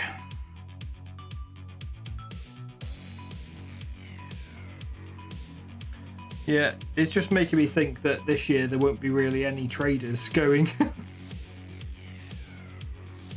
There'll be one or two, obviously.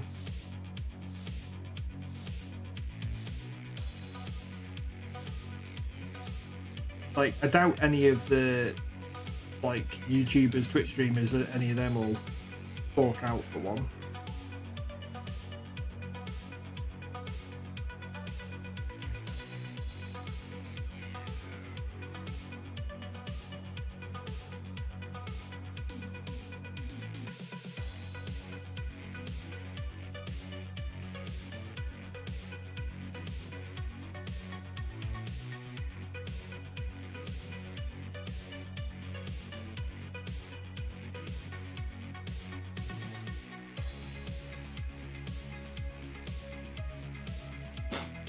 Alki came last year. Yeah, I messaged Alki about it. He's not doing it this year. He said he's going. He's going to be at GriffCon, but he's not going to be running a table again because he didn't break even and because of the costs. You're going for black, no colour. Oh god. The great black squig, but with a big bright red nose. Get the old reindeer vibes in there. Hello, chicken sandwich. It's a bit daft having it on the same weekend as Fen Model Show as well. Yeah. Well, that's the thing again. Like, I could go to Fen Model Show. Yeah. I've not been to that before.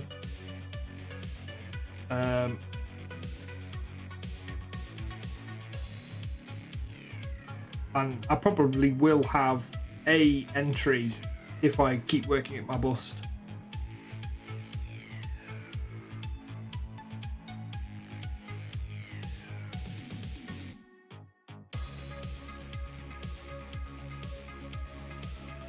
You don't talk about that, yeah.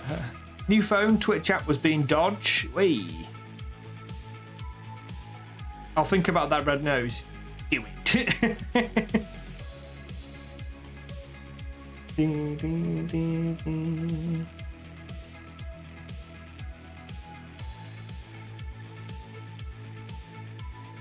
That's the thing, like I'm mainly interested in helping Jack with Aetherpunk and also seeing the community, you know. But I was thinking, like, and I have been thinking about running some sort of get-together in Cheshire this year. And I mentioned it to the wife again, because, like, I have found a couple of little village halls to do it. So I could announce and run, like, a little... I'll call it SquidCon, but it will literally just be, like, a meet-up where we play some games, have a drink, eat some food, and just do it as a one-day thing, just so we can see you all. You know? Bring the baby, you guys can meet the baby. If I were to run that in, like, August / probably September, would anybody be interested in travelling up to me in Cheshire for that? Anybody in chat?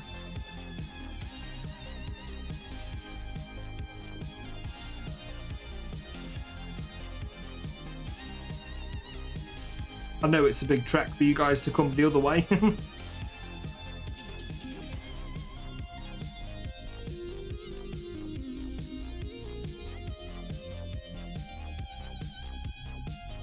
Why not? There you go. As mentioned when the date for the GC was announced, but it was just a case of, well, it wasn't on the website. You've not been to Britain for a long time. Well, there you go. That would be the perfect excuse to come and hang out with some nerdy reprobates like us. So we can enjoy some gaming, board games, do a bit of painting, have a drink. You're not that far away. No, you're not. It'd be a big trek for Julian. A very big trek. Well, not that much. You'd have to get like the train over here. You'd probably want to stay over somewhere. You'd have to factor that in as well. I mean, you could probably stay at my house, to be fair. Like,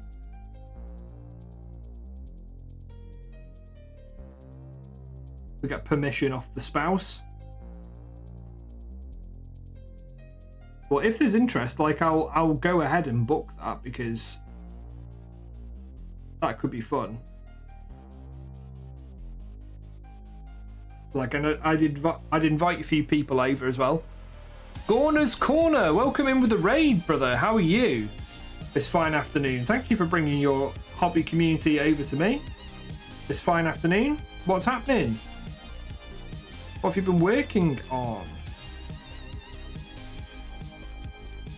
Thank you for the follow, Cathay Knows Some Things. I hope you do know a few things. I'm working on a Tomb King's Giant this fine afternoon. I'm just going to throw you a shout out. Bear with me 2 seconds while I sort that.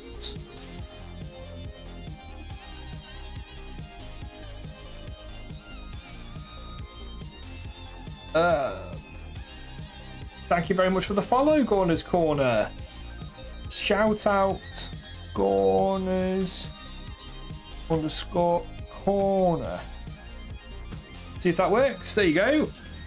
Ladies and gentlemen, and non-binary pals, as Bran says it, if please give those guys a follow over at Gorner's Corner. Drop them some love and a bit of a big thank you for the raid, dude. Thank you so much. How was your stream? Good, thanks. Been working on some Imperial Guard this afternoon. Lovely jubbly. If you want to post any of your stuff, we have a lovely little Discord community where we do Whip Wednesdays. So everybody who joins into the Discord there, you're more than welcome to post up a work in progress picture or a finished project picture, anything that you've been working on and you'd like to share, and I'll bring it up on the stream. We'll have a little look together. Always welcome. What Imperial Guard regiment have you been painting up?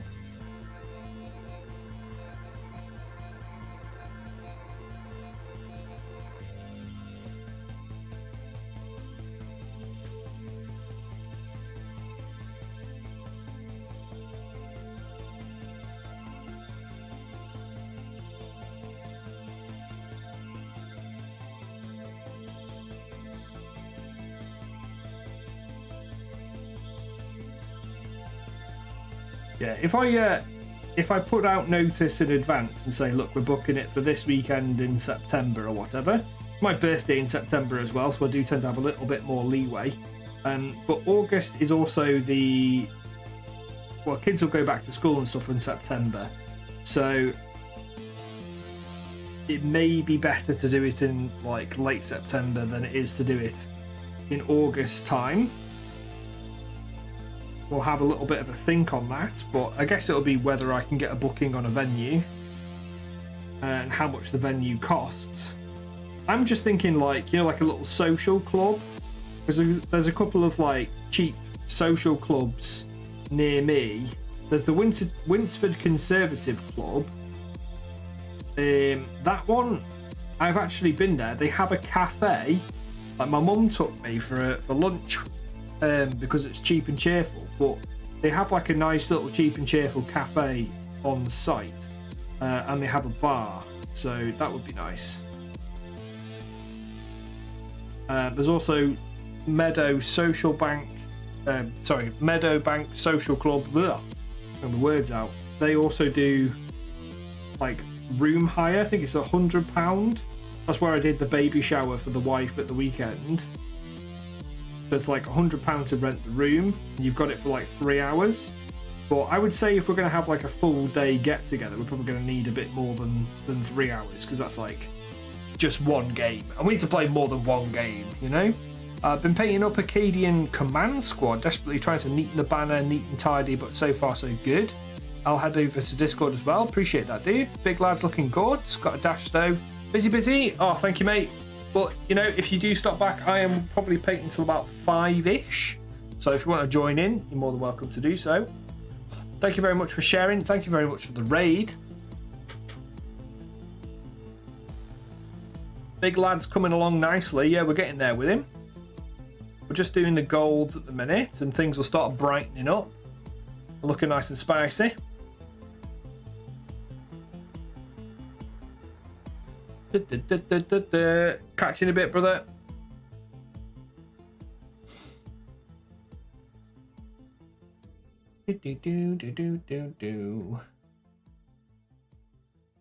Not sure about got everything in chat. Welcome, Mrs. Chainsaw UK.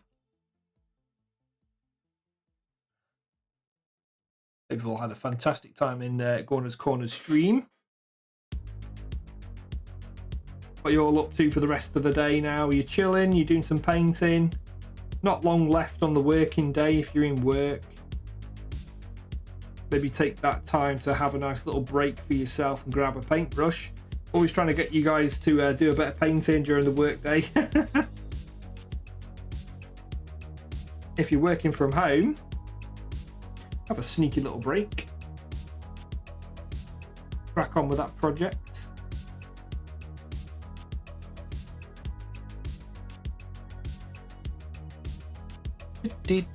Black was a good choice. You're happy? Yes, good man. Black's going to be interesting as well, because you could highlight that into that sort of yellowy tone that you've been going for as a running theme. Welcome in, Proud Transmiss. How's it going? Thank you very much for the follow. We are cracking on with a bone giant today.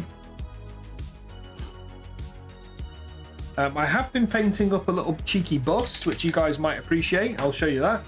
So I didn't manage to get it in time for the competition, but this is where I got up to. I was kind of like just painting it up on stream, and I want, you know, the deadline was this Sunday for it, so unfortunately I've not got that. But you know, I'm happy with where it's at. You know, I'm going to keep working at it. And maybe take it over to Fen Model Show, SMC, or whatever, depending on what I can do. Whether I'm going to GriffCon or not, I don't know. We'll see. Like, we'll see at this stage. But I'd like it to be finished probably by end of March. Would be nice. Like, if I continue to chip away at it. I do have some cool commissions on the bench at the minute, which I'll show you guys. I don't know if I'll actually be able to get this on camera, but I've been painting, well, I've just sculpted and 3D printed this absolute monstrosity here. And you see it on the webcam, on the face cam there. This is from the film Tomorrow War. It is the monster from that film called the White Spike. Obviously, it's been primed black at the minute, and it's an absolute beast. I've magnetized these top pieces here, these like tentacle doodads, and kind of green stuff them in. So I think what I'm going to do is I'm going to paint it, and then I should be able to just pull these tentacles off without too much damage, and then it can transport over to the client. And then he can then glue them back in or magnetize them however they want to do it. But I wanted it to look like quite seamless on there. See if I can get him under the camera because he is a big boy. Just a bone giant for scale. Like, just the head. It's a big piece. Like, really is. So that I'm gonna have to get cracking painting that tonight, because A man's got to get paid. And it's literally payday, so I need to sort that out ASAP. Oh, goodness me. Right. Everybody's just joined us. There is a link in Discord there. If you want to post any of your work in progress pictures or any of your whips, then please do so. That's what we do every Wednesday.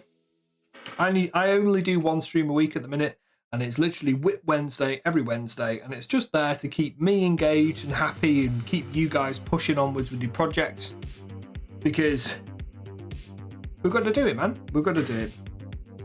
Keep cracking on. I love seeing what everybody's working on in the community as well. Always keeps me happy. Seeing people's progress on projects. You know, don't be shy. If you want constructive criticism on something, you're more than welcome to it. Just write in the write on your post that you'd like CNC is welcome or something like that. Happy to dish it out if you'd like. Otherwise, we just say nice things about stuff. I think what we're going to have to do with the back of this... What did I do on the back of this one? I just did it red. Okay. That's fine. This is the test piece, by the way. So, see how the scale of the giant is much smaller. This was actually the original size from One Page Rules, and I scaled up the one on the left because it's a bone giant, you know, it's got to be big. And this was smaller. The one on the right is smaller than the actual Games Workshop giant. So this one on the left, I felt like it needed to be a bit more imposing and at least in the same sort of size as the Games Workshop Gargan, which is kind of what we've gone for. That's my logic on that one.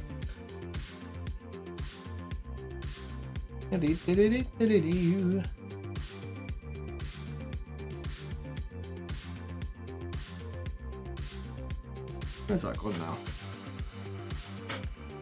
Awesome. So we've just done a little layer of the Retributor armor, pretty much all the way around everywhere that we're going to go for like a gold. My favourite golden tone. And then what's next is we're going to do Liberator Gold. But I may actually just do like a red wash over the top of the gold to really like double down on that sort of burnished old gold look. Make it like a nice warmish colour. To be fair, I think when gold goes old it is more burnished, but this is enchanted gold, so I really want this to pop. Like all of the Tomb King stuff all has like golden bracelets and things, and in my head that's like what they use to like enchant you know, and animate and reanimate the skeletons.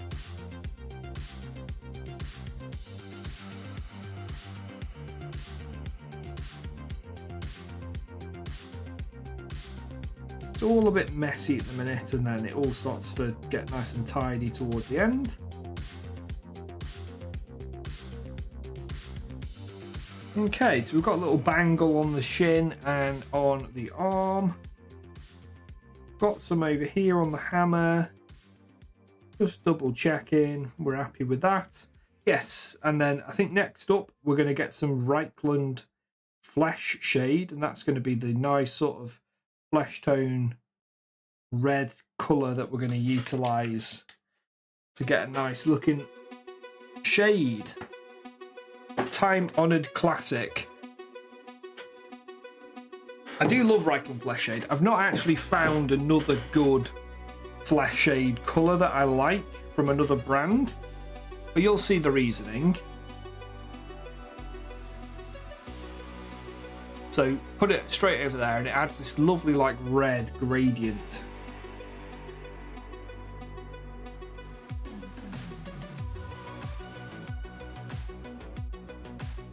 Like really nicely helps shade that gold. Like, I'm going on quite thick with it because I want that red to really come through.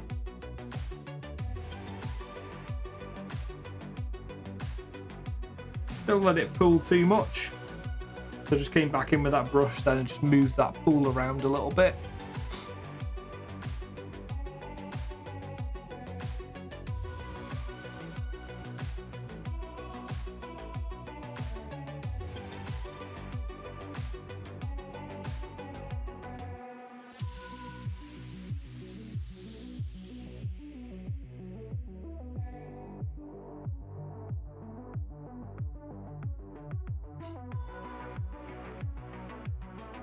If I go off cam for some of this, I'm just trying to quickly go through this, get that layer of wash down, and then I can highlight the gold up.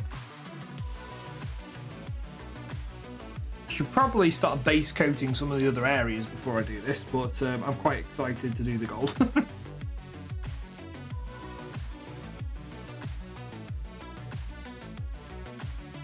And to be fair, if I get all of the studs and stuff now, I think it might be easier if I just take a little bit of care with those other colours that are going on over the bangles and things.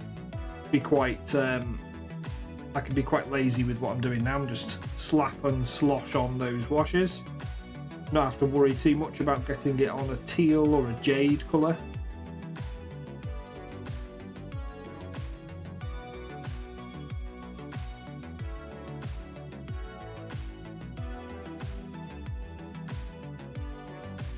Should really add a nice bit of depth to these coins as well.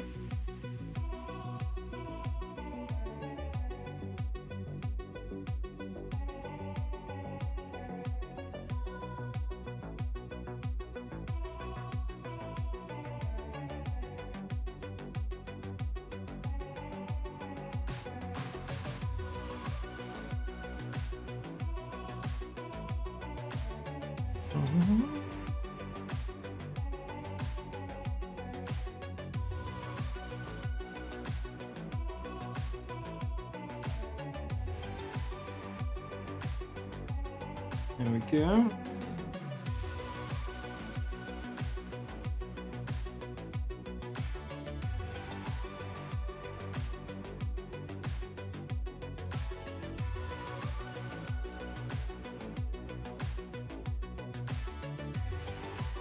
I think I want this to be quite thick over here. Like on the smaller details, I think you really need to double down and get quite a lot of the wash to sit.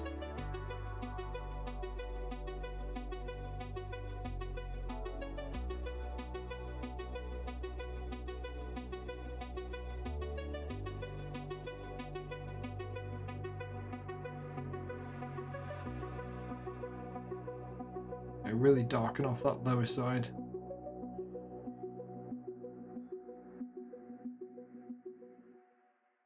Awesome.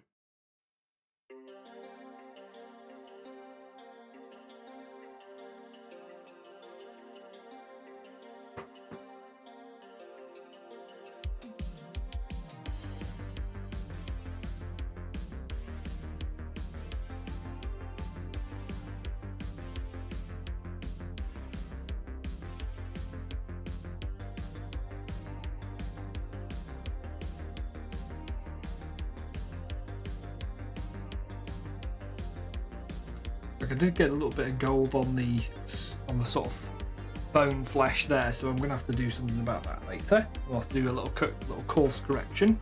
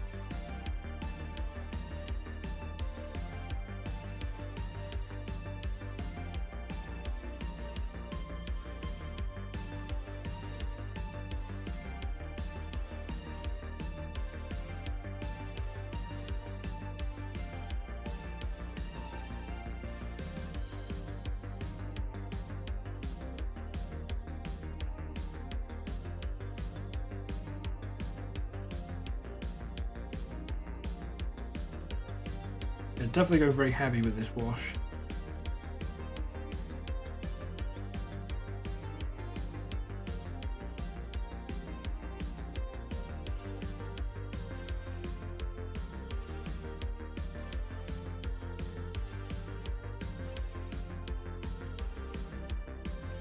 So we get a nice little transition as well.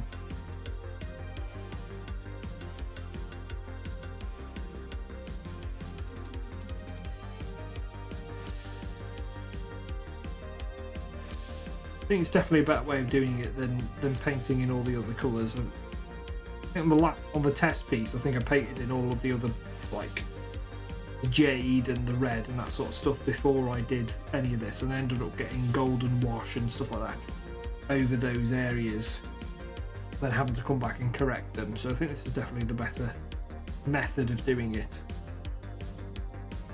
Alright, there we go. So while that does its thing, I think I might just come in and do a couple more cheeky little highlights on the bandages. I'm quite happy with how they're looking at the minute, to be fair. I think those whiter tones have really come through, so what I might do is just double down on a couple of those whiter tones now and just be a little bit more careful. Just sort of tap in and stipple in a couple of little cheeky highlights on more raised sections.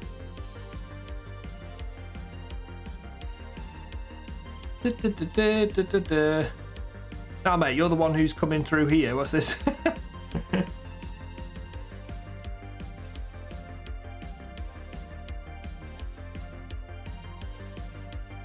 Still with us, A7? What's happening, brother? You okay?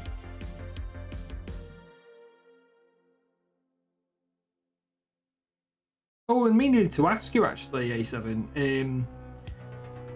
Me and the wife are always talking about like potential retirement plans, and I know we're quite early for that still. You know, we're only halfway through 35, but we don't want to live in the UK forever.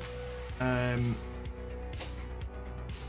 we've definitely thought about moving to your neck of the woods, and we've been looking at Thailand, Malaysia. We don't want to go to India, I don't think. I don't think the wife wants to go to India. Like my friend said, who lives in Bangalore in India, said Indians' dream is to leave India. I was like, well, okay. But we basically would like to, like, you know, maybe open up kind of like a bed and breakfast place somewhere nice, and I'll cook like English breakfast and stuff like that for people. And just cook some fun stuff, maybe have a place with live music, kind of like just dreaming about what we want to do in the future. Singapore is nice, expensive, cost of life might be biased, but I'd say Malaysia is your best bet here. That's what I was thinking as well, like it's got to be a cost of living, but like, do you think there would be a market for that sort of like English breakfast sort of style bed and breakfast, like little mini hotel?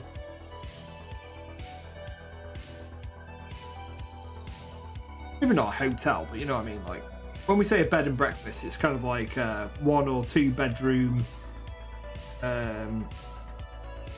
maybe with like a bar and stuff, serving food, like a cafe during the day. Don't know if people would want to eat that sort of stuff out there though, you know. I mean, who doesn't want to have sausage, bacon and eggs?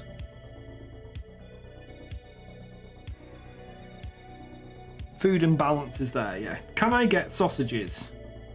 Am I able to purchase sausages over there? I think that's the crutch of it, really. If I can't buy proper sausages, I can't have an English breakfast place. Yes, you can. Yes, okay, mate. Right, you might have sold it for me there.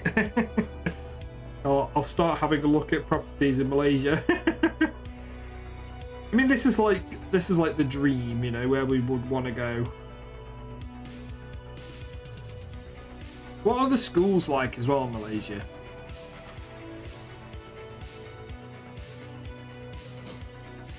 What's the schooling system like?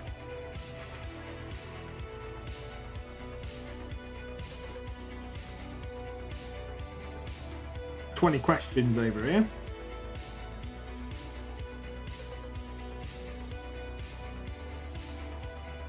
You've got international schools, private ones, and government ones. Okay.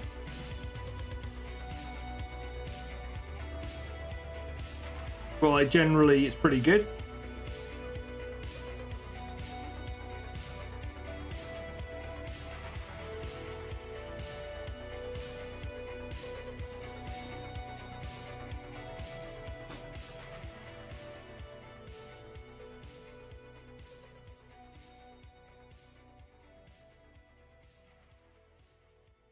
All right.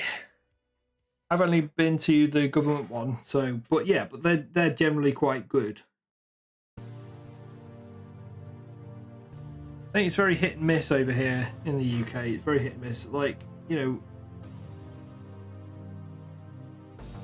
we'd only be able to afford to go to a public school, you know.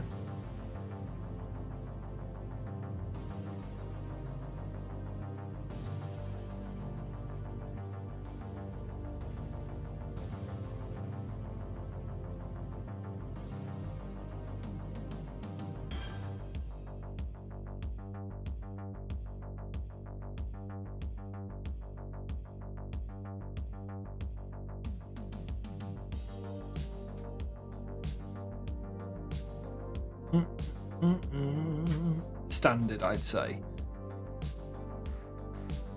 Okie dokie.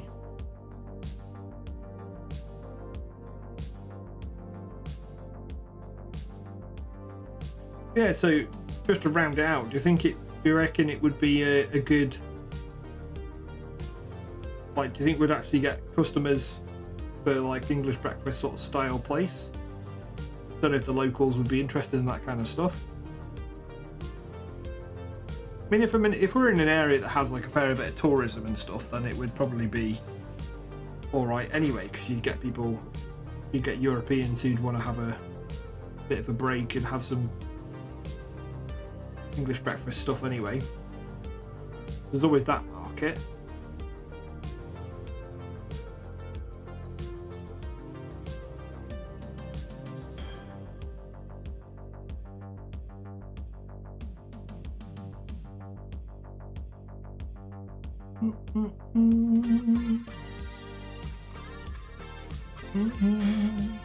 Got a lot of foreigners living here recently. Recently met a French guy who asked me to teach him how to paint. Nice lad. That's awesome. There you go. So you've got a couple of people jumping ship from the west coming over to Malaysia. And to be fair, we have some very close friends living in Thailand now as well. So Thailand is definitely on the cards of places that we'd want to go.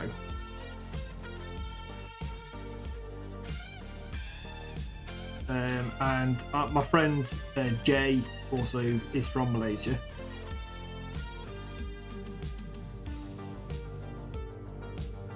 Well, they live in Dubai at the minute, but I don't know if they'll live there forever. They might move back to Malaysia at some point.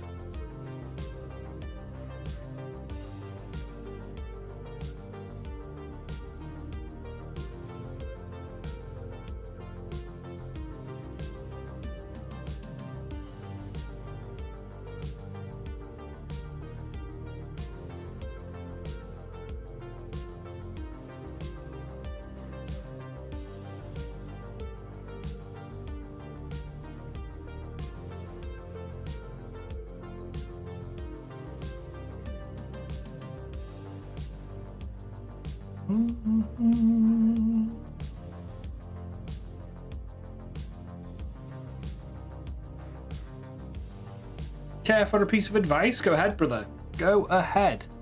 We're always loving a piece of advice on this channel. Thailand's cheap cost of living, but if you ask me about getting hobby stuff, it'd be harder.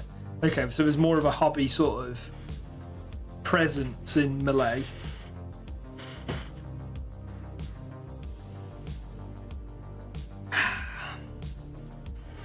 Right, let's have a go with the Liberator now. where did I put you? I can never find Liberator goals. Try not to do scratches on the bandages too perpendicular to the bandage itself. Go for more oblique approach. It's more aesthetically pleasing and will emphasize the movement of the arm. Okay. So don't go with these sorts of slashes perpendicular. Also keep in mind that those are woven, not sure that's the proper, but what I meant is the thread of the bandage when doing the scratches. I'm kind of just doing them at the minute as like a bit something to catch the eye and add some texture to it. To be fair, I probably could do a couple of, like you say, do some like weave bits, you know? So add some sort of faint sort of bits like that, okay? That'd be quite cool.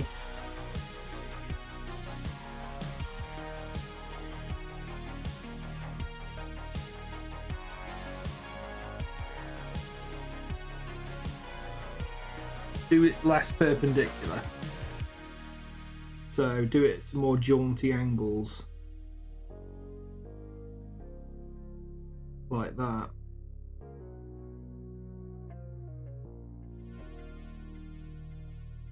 Yeah? I'll just zoom in on the bit I just did. Meow. So sort of like that rather than what I was doing before. Okay. Let's do it.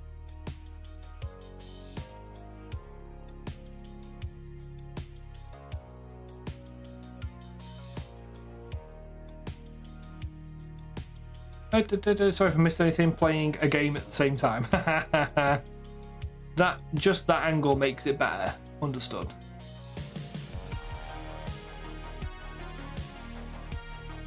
You don't have to crisscross, just angle them. Yeah, alright. Let's give it a go, shall we?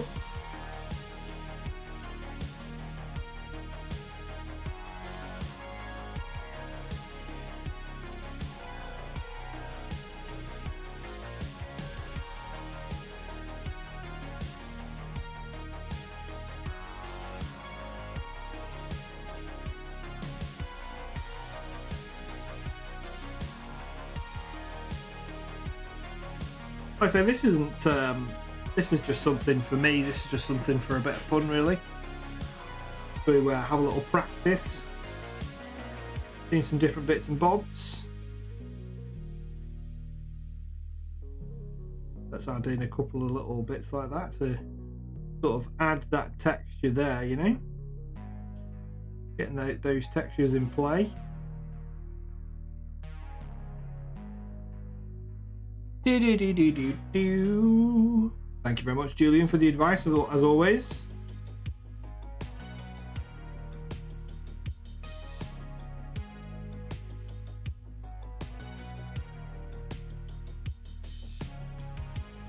I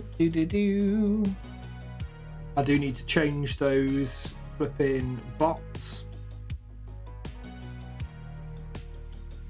Completely forget to do them.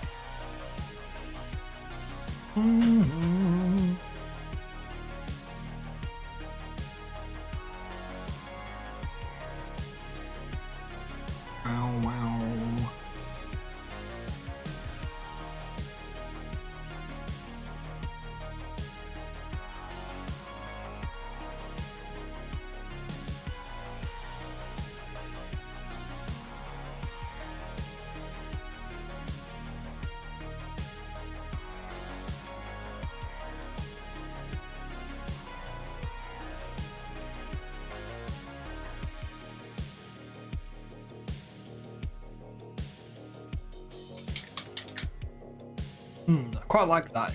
It's looking a bit more layered now. It's looking a little bit more interesting. Like, catches the eye a little bit more.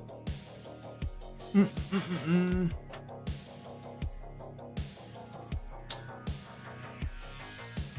terms of quality of living in Singapore, Malaysia, Thailand, Indonesia, and Philippines.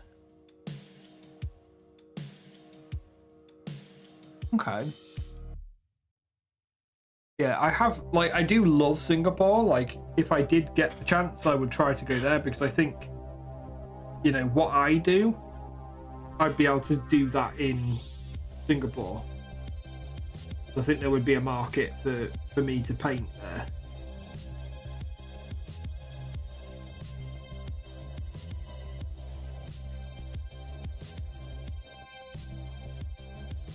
Probably have to paint more like Gundam-y things, but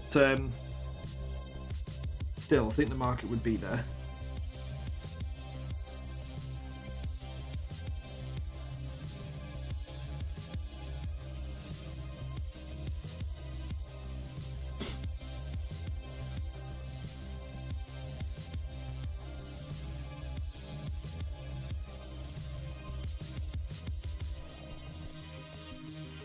They love their Gunpla. That's it, mate.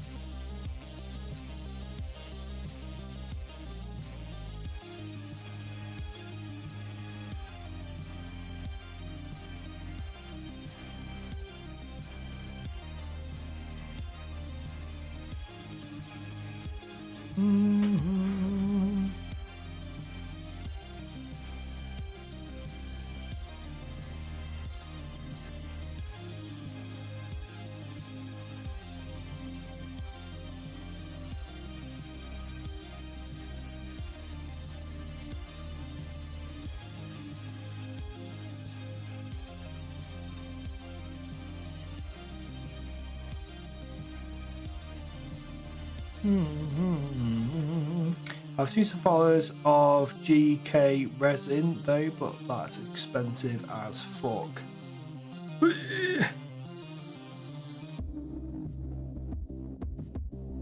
Yeah, everything's expensive, man. Too much.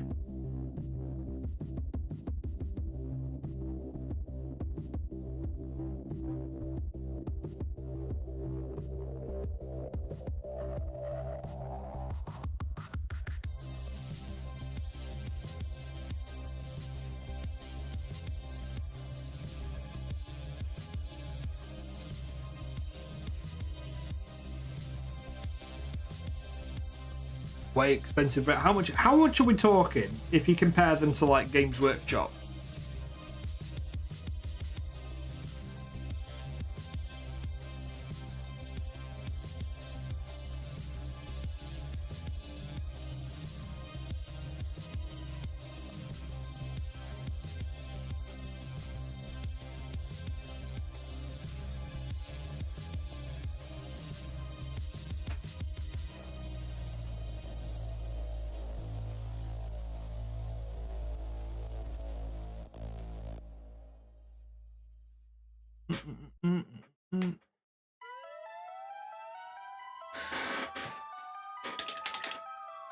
Pretty big money then.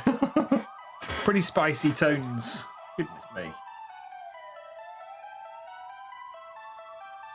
Bum, bum, bum, bum, bum, bum, bum.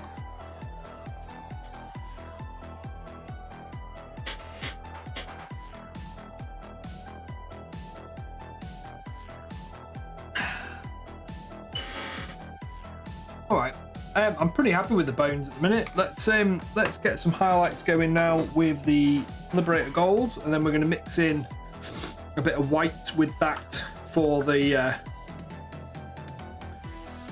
final highlight of the gold. The Liberator Gold is like still quite a a traditional warm gold, but it's just brighter.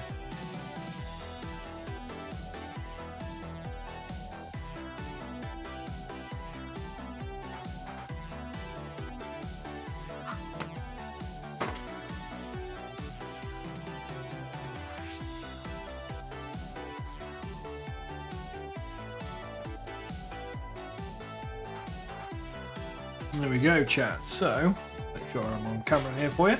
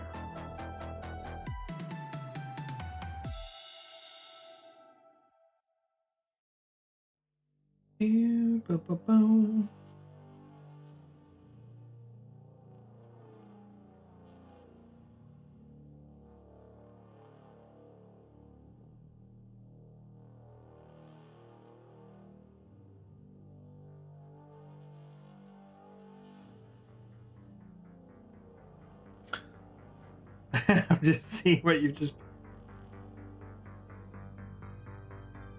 What have you sent me? JK resin figure pre-order.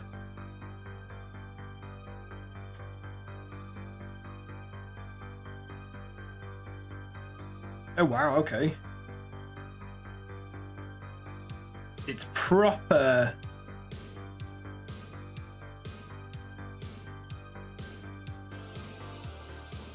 Interesting. So do these people like paint them up for others? Like make sculptures?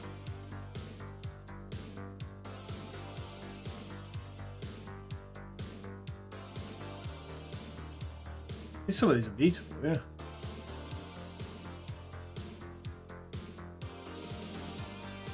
They're really like nice, popular anime.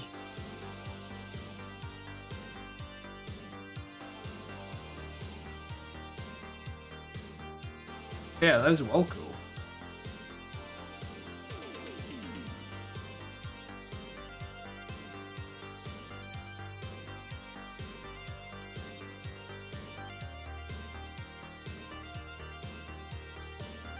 I'm with you. So some people paint it themselves and some people are just doing it for a collect.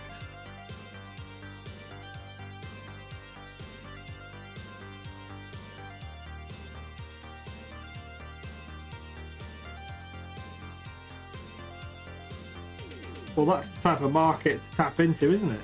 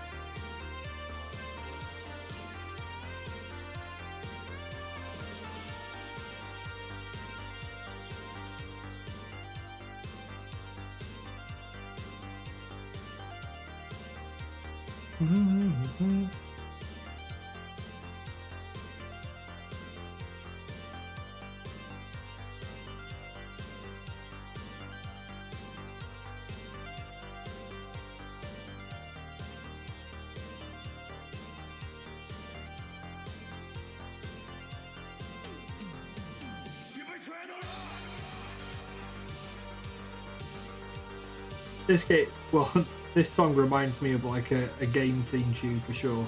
Especially that bit. It sounds like a bit from like a fighting game. Pretty cool song.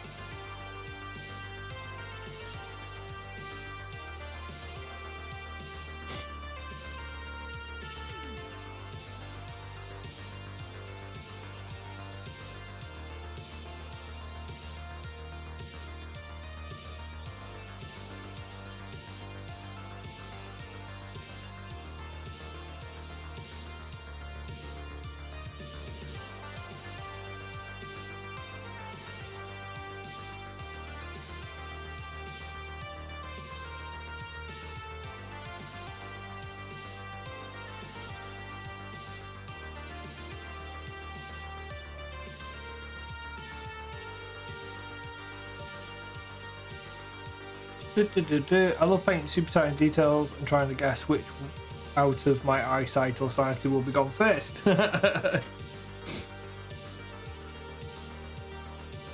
you have a pair of those like magnifying like binocular things that people put over their heads? You know what I mean? I think it's like, what's his name? Miniatures Den has one. Tenacious Katie's got one as well. It's like a headgear, so it like magnifies your eyes.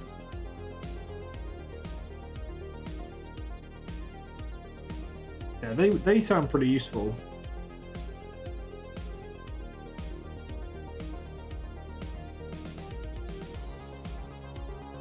You see every minutia.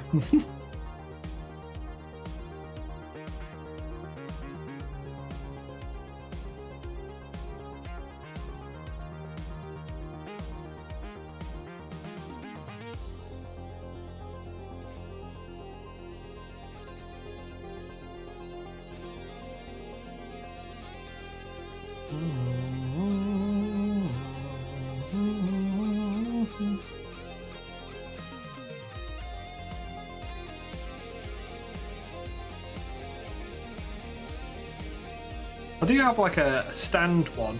You just bought one too, but you don't like it. I don't know if it's going to be good for people who have glasses. You know?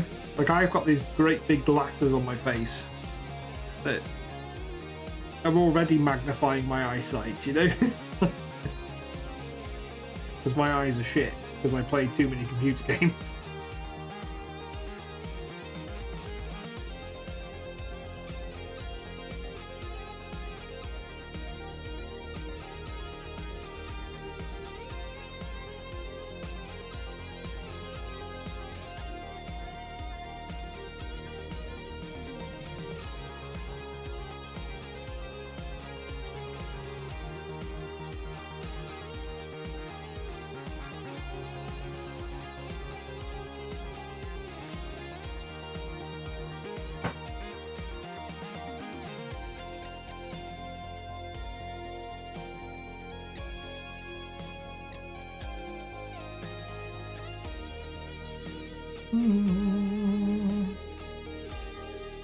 It's meant to be worn with glasses. Okay, there's a space for that.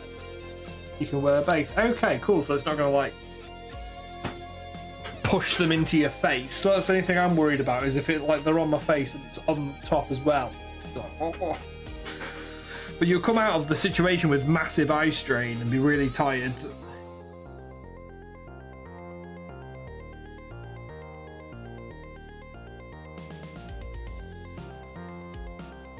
Okay, so I've basically gone round most of the edges now with this Liberator Gold.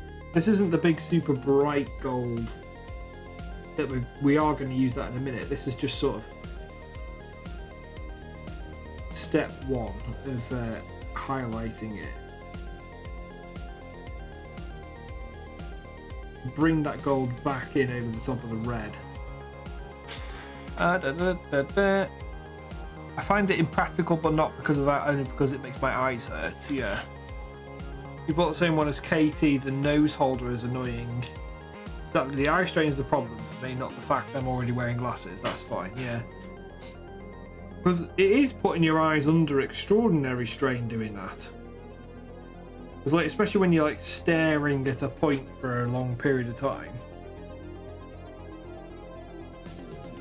But I guess like you could get used to it. Like I see Miniatures Den wearing his like pretty much every single stream, and it must. It's either something that he's developed a resilience to it, or his eyes have got a bit more used to being put under that much strain.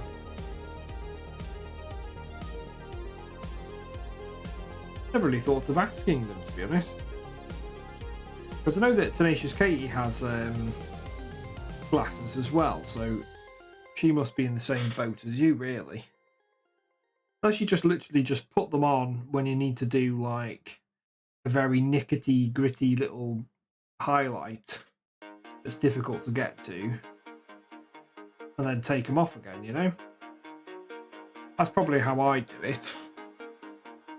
She's removed the nose rest, okay?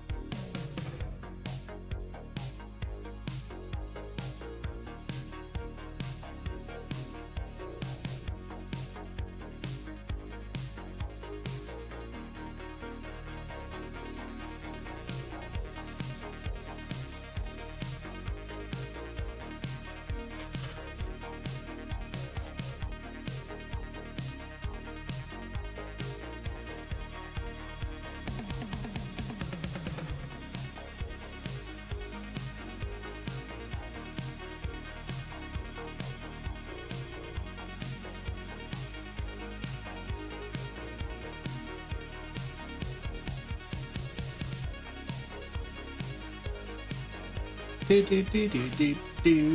nose rest is a torture device. I've just seen your message, Syncmaster. No worries. Thank you very much for getting back to me on that, mate. I always ask you because you're in the know with these things.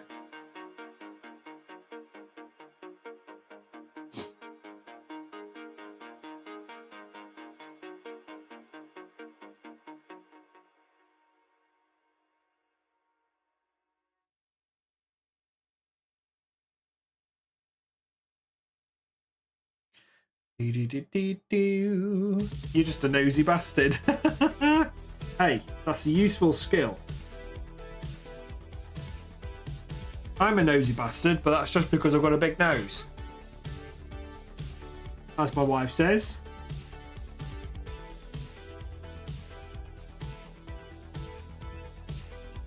She hopes to God that our daughter doesn't inherit my nose.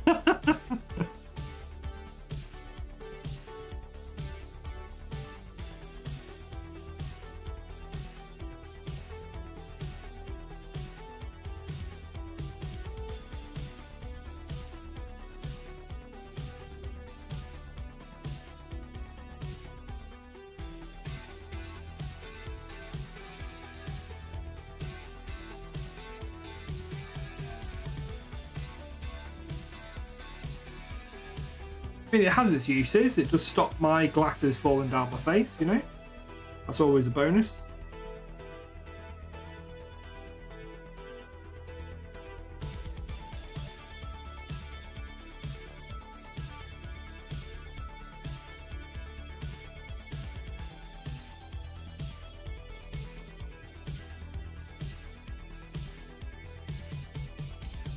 Alright, let's do the slightly brighter section now. So what I'm going to do is I've got some of the scale models. Metal Alchemy. Oh, I needed that stretch. It's called the Metal Alchemy set.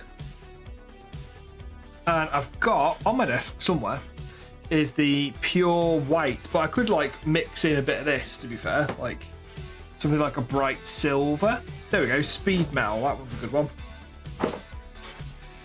this mixes in really well with other metallics. It's called Speed Mel. It's really bright. Obviously, it looks purple there because I accidentally sprayed it purple with my airbrush. We still love you, Tom. You and your big nose, yeah. Getting up to no good, eh? It's always getting up to no good. Some call it a beak, A7. It's my beak, you know?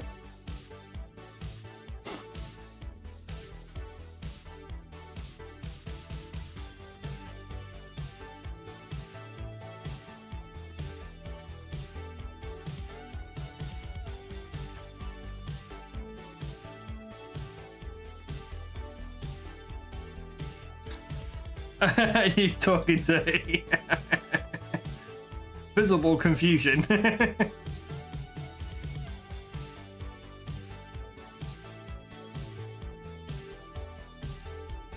Right, so I'm mixing a little bit of this scale model alchemy now, and then we're just going to trace some of the edges and areas that are closer to the sun upwards to get a nice little bit of a shine.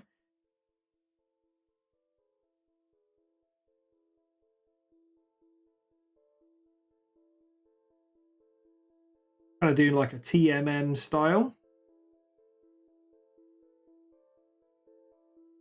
I am live on YouTube, yeah. I am live on YouTube. So essentially, I'm doing like a multi-stream to both platforms, and all of the VODs are always up on YouTube now. Because I thought, you know, it's better to do that anyway, since I'm trying to grow my YouTube channel. I know I've not actually managed to do a YouTube video in like 3 weeks, but there you go. I'm still struggling with finding the time to edit.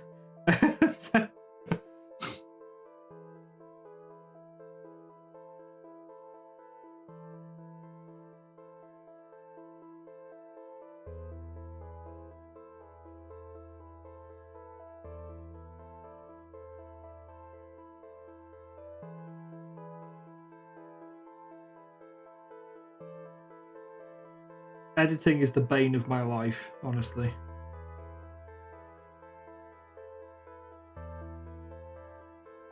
Like, generally just don't have a lot of motivation to do it most of the time.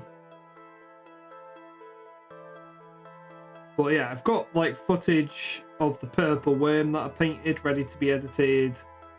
I'm going to try and take footage of me painting up that giant monster.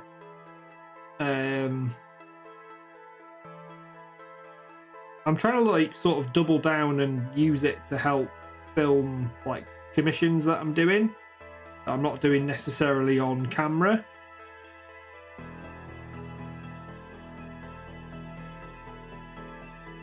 But I kind of need to do more like Games Workshop stuff, because you've got to do Games Workshop stuff to get anywhere really on YouTube,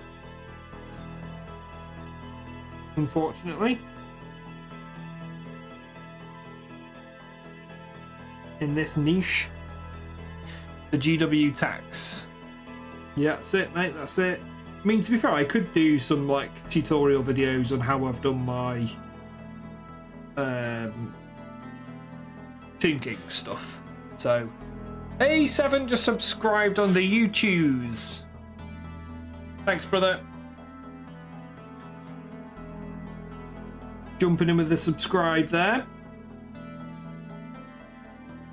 Technically, YouTube has a higher export quality.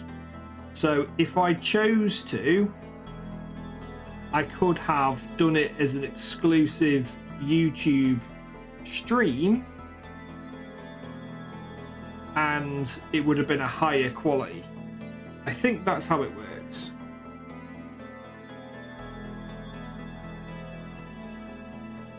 I'm not fully savvy on those matters just yet.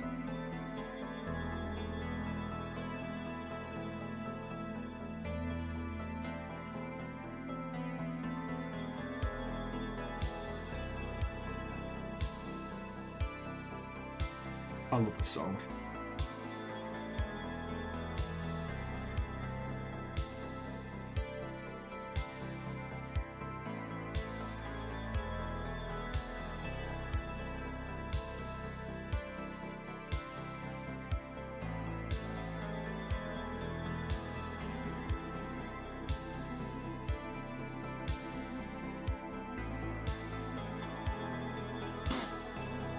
Yeah, man, I've got a YouTube channel. Appreciate that, dude. Yeah, every time I'm live, I'm on YouTube as well. You know, we don't get many viewers on the YouTube live, but we do get views after the fact. And the thing is, they stay there forever. So if someone did want to stick something on in the background, they can just pop one of my YouTube videos on as some background listening while they're painting. I've got some battle reports up on there as well as some tutorials for games like Turnip 28, Aetherpunk. I do have an Aetherpunk battle report, which is a brand new game. It's really fun.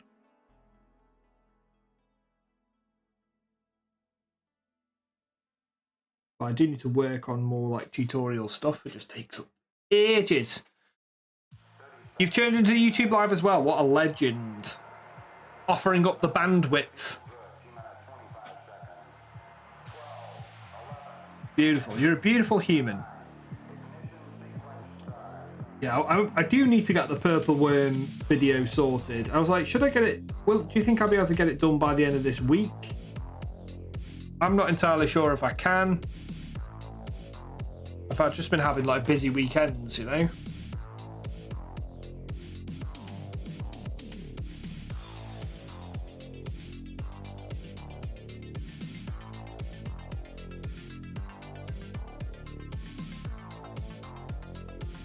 Oh, I think I need to respond to this email. I just had an email from my accountant. I need to get that sorted.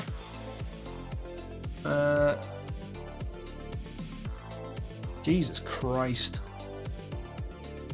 Why is it so expensive?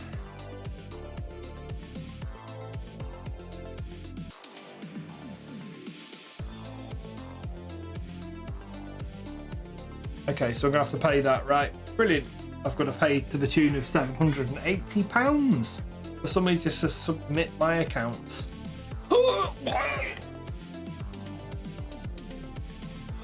I've told you I'll be launching my own Twitch channel. Project's been delayed, but it's still very much alive. You should do it. You should do it.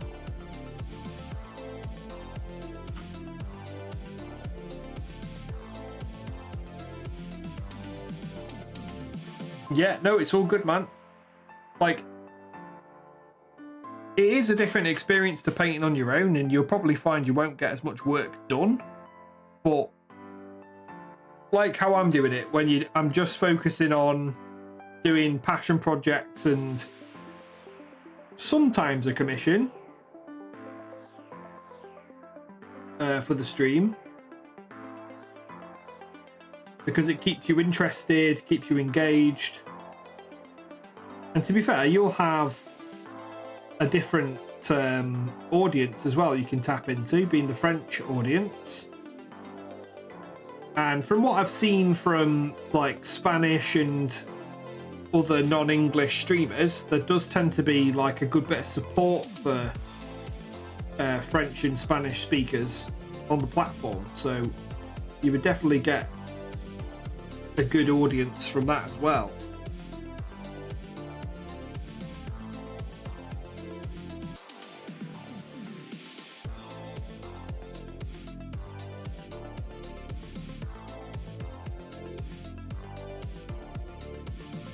Yeah, I wholeheartedly agree. How come I don't do my accounts myself? Because I am not so good on the fiscal point of things. I probably could do the accounts myself, and Swanky Steve, I did try and do the accounts myself. I'm not a sole trader. I operate it as a company. for whatever reason, I decided to do it that way, but I've got to run with it now.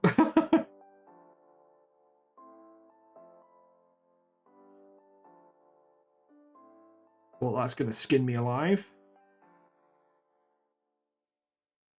To be fair, I might maybe talk to my accountant about that and maybe try and see if there's anything I can do about that. Would it be better to do it as go and do it as a sole trader instead? You know, close the company as it is and then do it as a sole trader. Probably would make more financial sense for me to do that.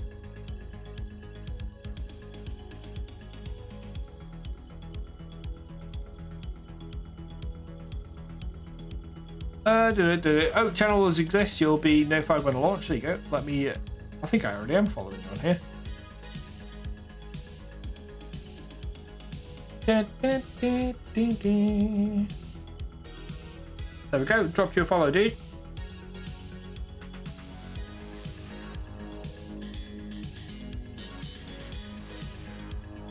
Mate, some cracking artwork for the background as well.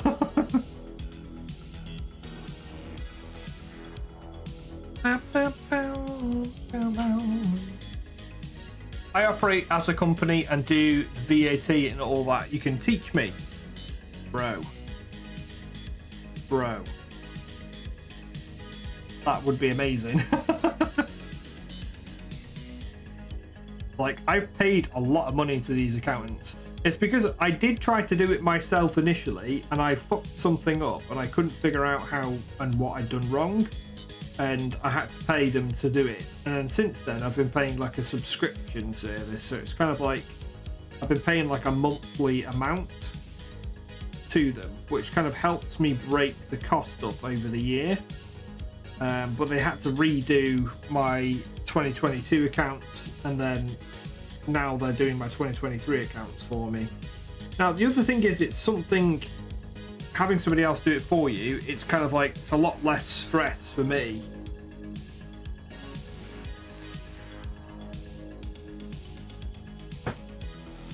Well, I probably don't, well, I don't earn enough during the year to kind of justify it, really. I think it's more out of fear than anything else. Unfortunately, streams will be in French, but I'll try and speak some English if I see you there. If I come in and I'm like, bonjour, comment ça va?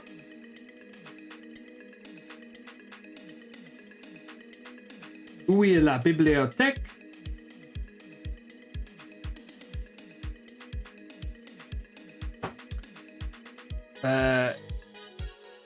Voy à la piscine. I'll just start saying nonsense like that for you, mate, okay?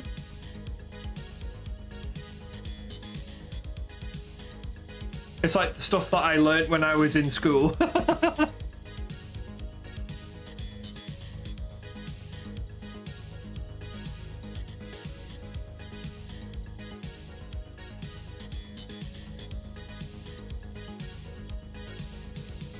Have you got Zero or Sage? I've got QuickBooks. I've been using QuickBooks.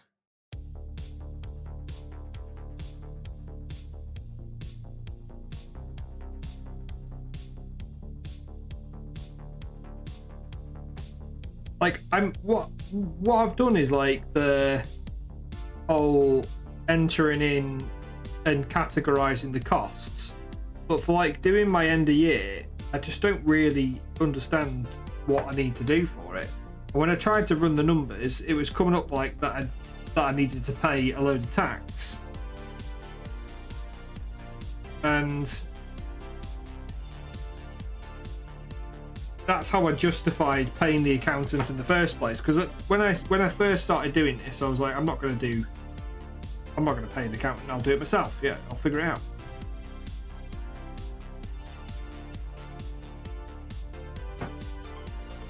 But I feel like I completely ballsed it all, but then I had to pay an accountant to try and fix it for me. Oh my god. I have a mate who, when I got stuck, I pay 50 quid to have a 1 hour chat with him and and gets it all sorted. There you go. Well, unfortunately, I don't have an accountant friend. I mean, I think I do, but like I've not reached out or asked them to help me before. So, well, they do like corporate stuff, so it's a bit different to doing a personal tax.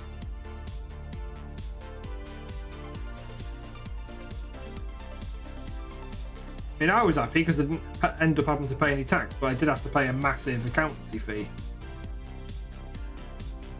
Which, to be honest, really doesn't seem like you get a lot of bang for your buck.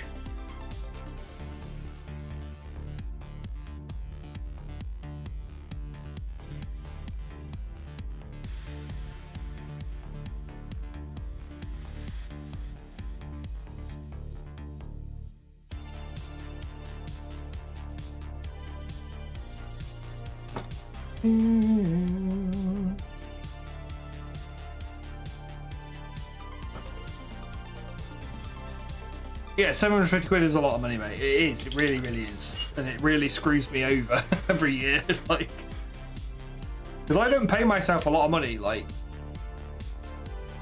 so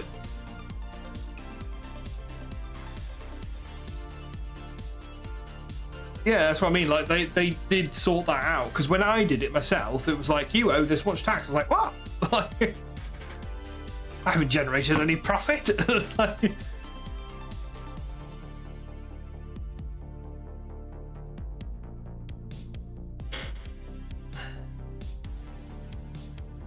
yeah, that's it. You need to. You really do need to run as lean as you can. Like, to be honest, recently I have thought about potentially losing some of, because I run a 3D printing store. I've been thinking like maybe of taking off one of the brands that I have a license for, because they're a lot of faff. Like, I do sell quite a lot of their kit. But the problem is, doing a lot of orders of their stuff is quite faffy, because it's a lot of like very, very, very, very small pieces, like basing pieces.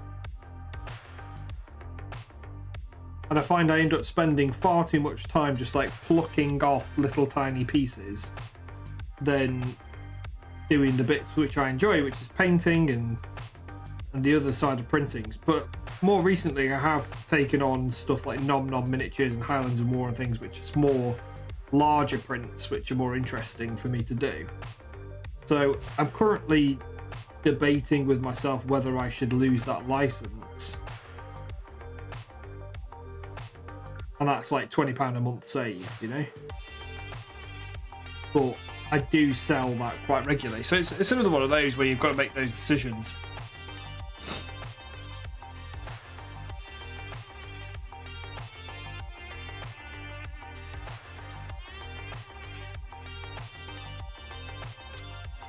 Alright, I think we have pretty much done all of the nice little highlights now on the golds. So, quite happy with how that's looking now.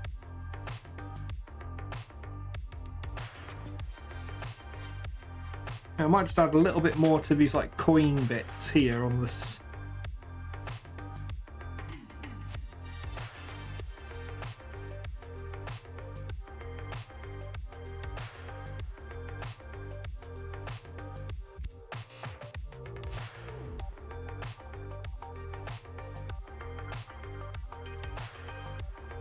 I pay £55 a month for CAD package, and it makes you sad every time.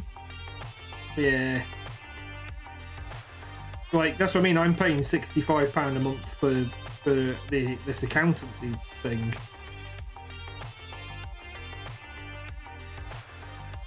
But this upfront big cost is because they're redoing my previous year. I didn't do any payments towards that. So when it comes to 2023-2024's year, that should already be covered by my direct debit.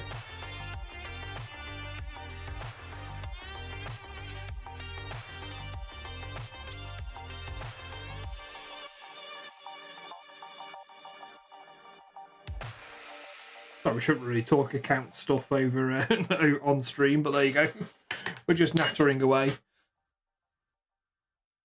Yeah, subscriptions. It is a lot. Right, I think I'm pretty happy with the gold now. Like, as I move the model around, it's catching all the shine. Hello, hello, hello, hello, hello. Look who it is. It's Brush Licker, just at the change of the tune. How you doing, brother? How's your stream today, my dude? I'll have a little stretch while I'm here. Ah! Yeah! Praise the sun. Let's drop this madman a follow. Please. Chat. Let me just drop you a shout out here, brother. Shout out my boy Brush Looker in the chat. Boom. Click that link. Drop him a follow. If you don't, I'll be sad. Welcome in, welcome in. It worked today. There you go. Smashing. Thank you for the raid, mate. Thank you so much. Welcome in, everybody who's joined us. Hey, you've had a fantabulous stream.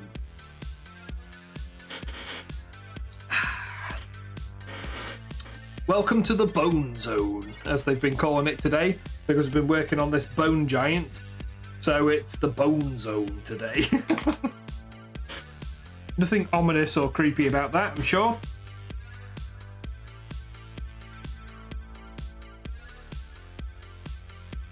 What have you been painting up today, brother?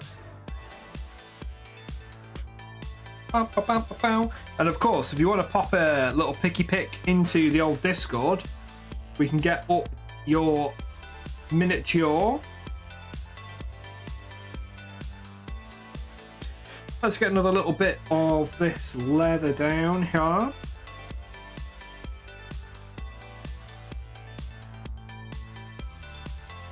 And I think next, after that, we're going to just do maybe some highlights on that leather. But I may start base coating the gems as well. I feel like doing some gems. Not today, mate, not today. I just felt like a bit of a break, really. I've decided that this is going to be one of the entries into the scale model challenge in October. So I didn't manage to get it done in time for the competition. And this is where I'm up to, basically. So I'm quite happy with where I'm at so far. I've gone for I really like the white of the robe that I did. I think I need to work on the skin a little bit more on the face, but I've gone for a more pale skin tone. I'm really happy with the hair. I just need to sort of tidy up some of the highlighting. The only issue is I did balls up a bit of the sculpting here on this under this bit here. OSL on the eyes. Ew, could do, yeah. I was thinking of doing blue eyes, but I don't know. I've gone for more of a plain sort of look to it. So I think what I do, I really need to execute well. So yeah, I think there's a lot more work to do. But if this is going to be one of the entries into the SMC challenge, then why not? You know, I'll get till October to work on it, and I'll just put more and more and more time in until I get there, you know? It'll be one of those labours of love. I'll show you the main piece. This is going to be my main piece for Scale Model Challenge.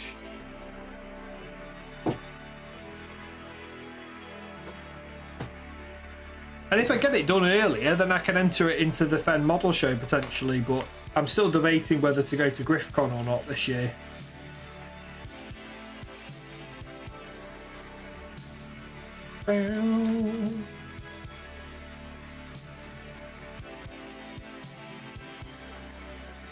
Let's zoom out a little bit for you. I told you to take the wizard staff. I've not glued it together yet, obviously. Well, there is a good old-fashioned Gandalf the White. Gandalf the Stupid. And Shadowfax. It's Gandaddy! It's such a cracker. This is a corker of a model.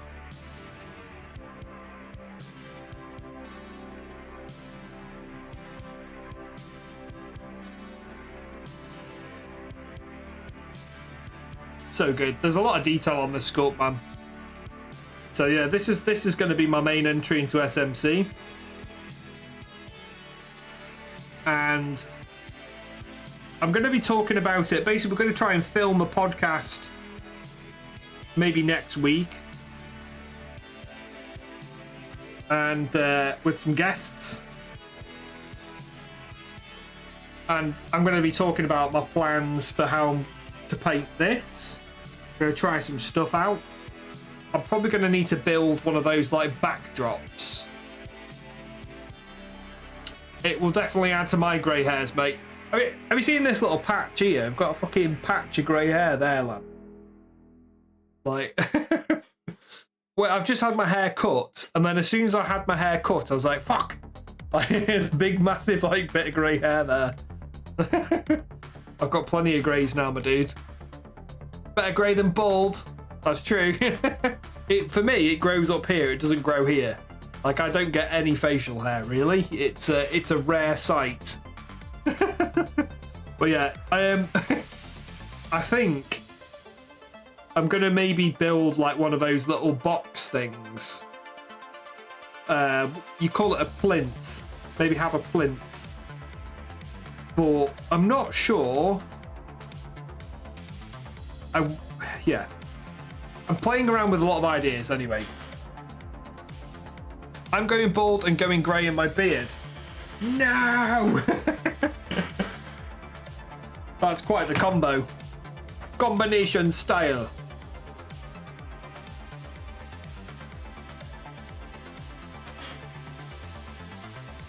What red did I use? I can't remember what red I used.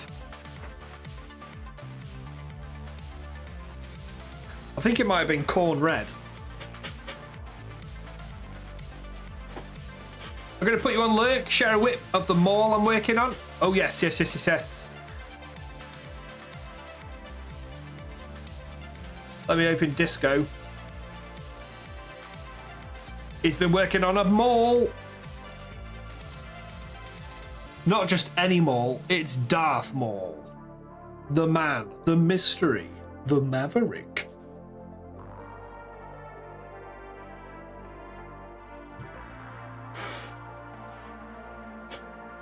Right. While we wait for that, I'm just going to get some corn red. I think it was corn red for some of these other details on the old bone mini, the bone boy. Oh, here we go. We've got some brush liquor. Brush liquor action. Oh boy. Oh boy. There he is. Look at this sexy individual known as Darth Maul. Beautiful stuff, my dude. Beautiful stuff. Ah, mate, you've got the tones of the head and the face, and then the very bright Mephiston sort of red glow and stuff coming from the saber, so it all looks nice and different. I love it. I love it a lot. Are you doing it all the OSL without sans airbrush, as they say? So this is all with glazes. Toasty. Very good, my dude. You've set yourself up with a challenge indeed. It certainly is a challenge. Like, when I did those last Star Wars minis, I tried to do the OSL without using my airbrush, just as a sort of a thing to push and try. Yeah, airbrush for sketch and then filling it in and doing all the jazz yourself. Yeah, it is hard. It is hard. Like, OSL is no joke.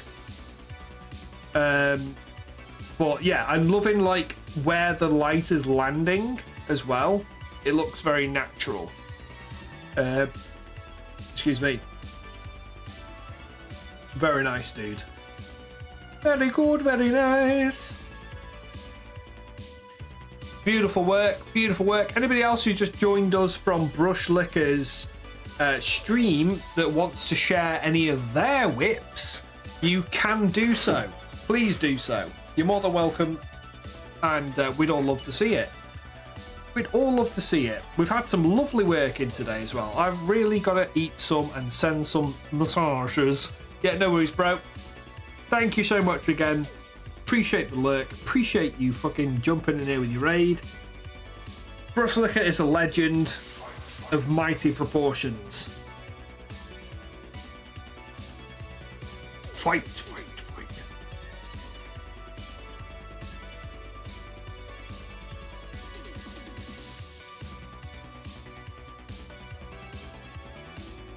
The thing is, this is exactly the reason that I haven't done full YouTube live, right? It's because you get such amazing people who raid, and like YouTube, like the whole raiding mechanic is just a really fun and like great mechanic on Twitch.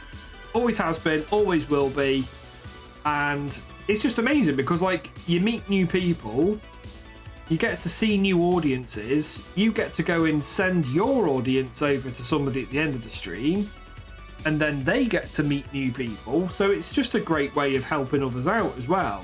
Like if you've had a fantastic stream and you want to keep that ball rolling, you know, send those viewers elsewhere so that they can have a great time. But YouTube doesn't have that, unfortunately. But it's good for everything else, you know. Like, if you, for example, guys, if you wanted to subscribe to me, I would prefer that you did it on YouTube, just because YouTube gives you better rates as a content creator. Like, I think that's one of the ways that they're trying to keep in sort of competition with them, you know. They give better rates. Like hands down better rates for content creators, but they don't have half of the fun, silly, daft things that you can do on Twitch. So what could man do against such reckless hate? Oh, I was doing red, wasn't I? I started doing red. I like literally just picked up a turquoise to paint some turquoise, and I was like, oh no, I need to do the corn red yet. So let's have a look. This is the test piece. So we're going to do corn red in the middle, and we're going to do it around the belt buckle bit. Gotta be very careful here, ladies and gentlemen, because we've just highlighted up the metallics, and now I'm kind of like, why did I do it this way around? Why am I making it difficult on myself? You're a fool. But no, we're just going to go with it. It's going to take a little bit more time.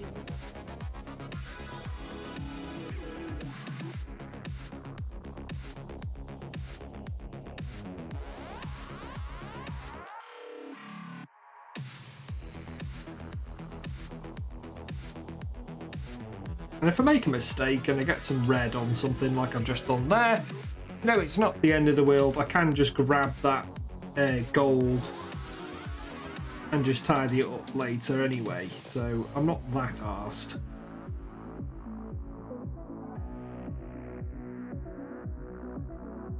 I'm kind of vibing with this corn red actually.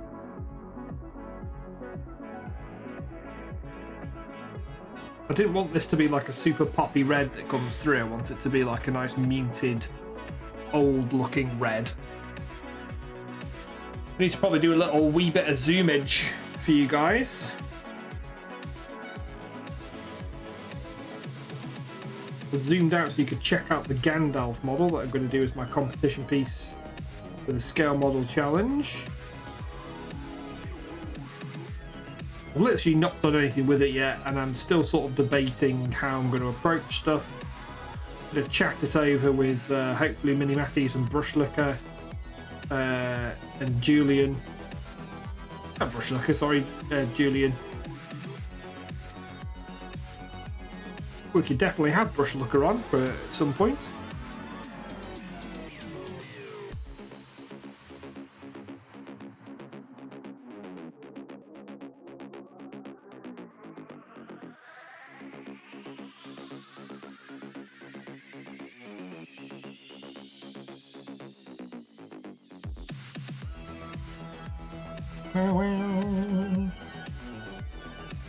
Yeah, I should definitely done that red first.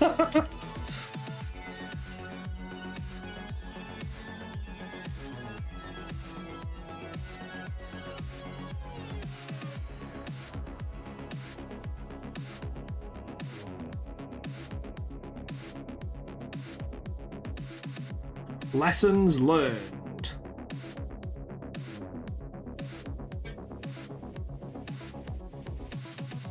Why not start? Serious question though. Why not start with what you say will be your main piece? I think it's more anxiety and fear.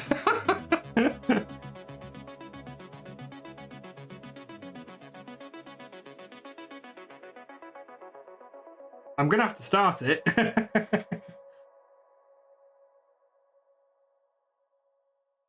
But I don't know, I was kind of like dipping my toe in things by doing that bust.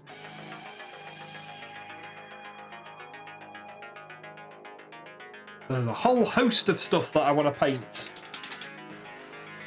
Oh, excuse me. Little cheeky one.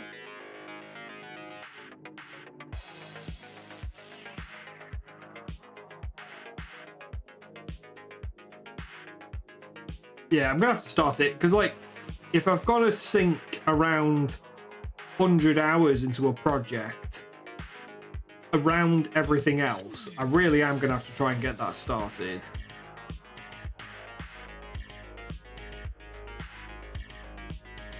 And to be fair, it's probably going to be something that I'm going to stream as well, so.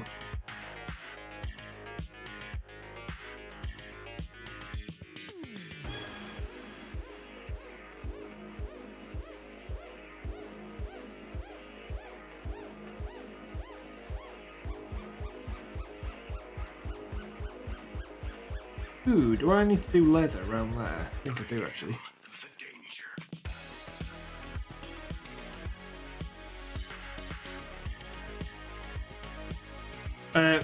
Yeah, I think it's more anxiety than anything else. To answer your question seriously.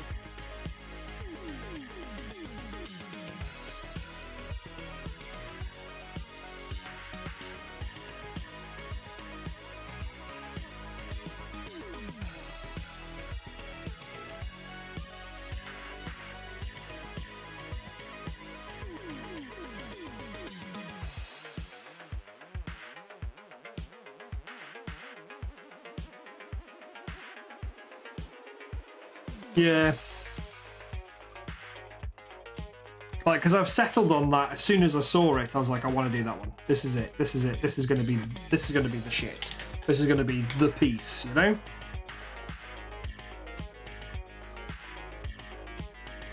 Seem to have a big wodge of resin here that I missed.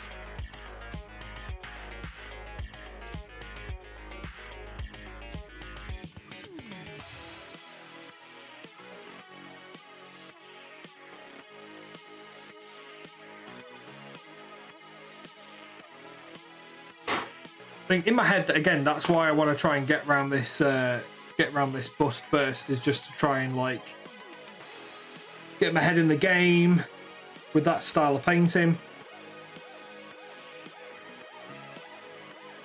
because it is a very different style of painting to like what I'm doing now. Like what I'm doing now is, it's nothing that fancy. It's just, I'm just trying to execute it in a nice way.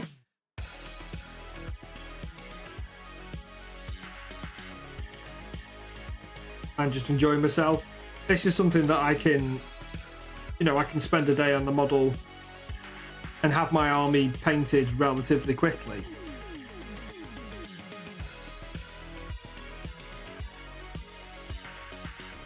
But then still look nice, you know?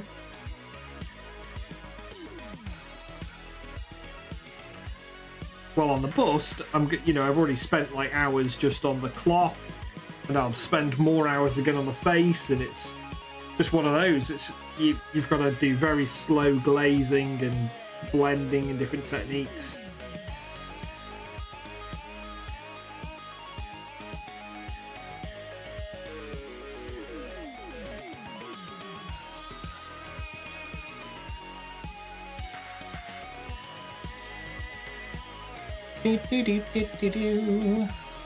Cut his fucking head off. I love it and appreciate the support.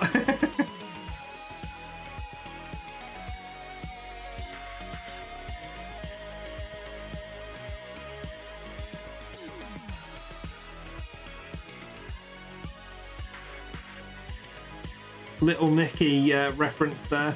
I haven't seen that film in a long ass time.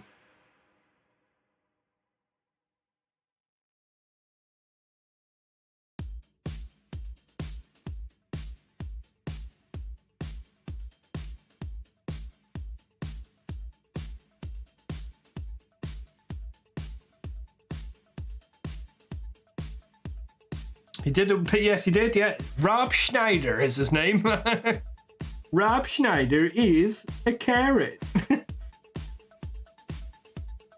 always remember South Park taking the piss out of him.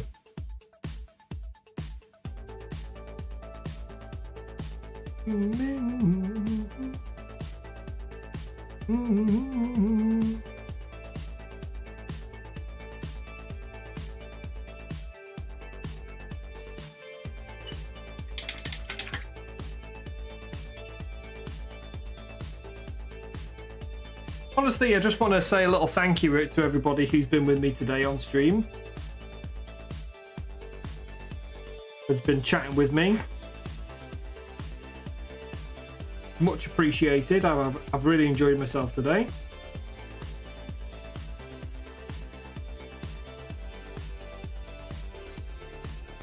Feel like we've made some good progress on the bone giant. May have done the wrong colour here though. I think that one there is going to be red. Yeah, I think this one's going to be red. No!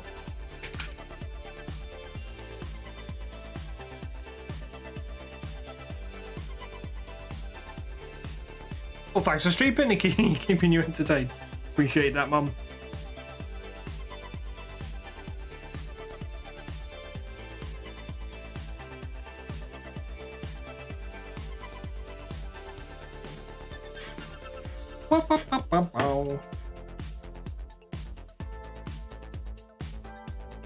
Really enjoyed this playlist as well. We've had some good tunes on today. More groovier synthwave tracks. You think Old Skelly Boy needs a name?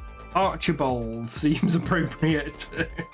So you think this chap's called Archibald or Archie for short?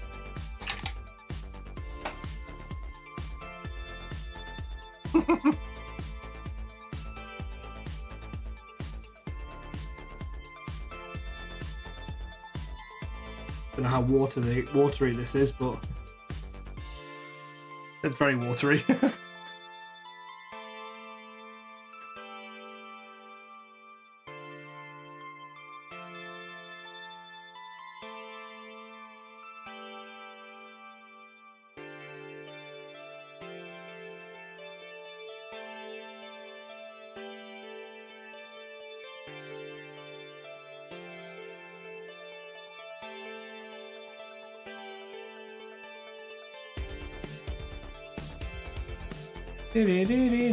Why is this black so watery? Fucking hell.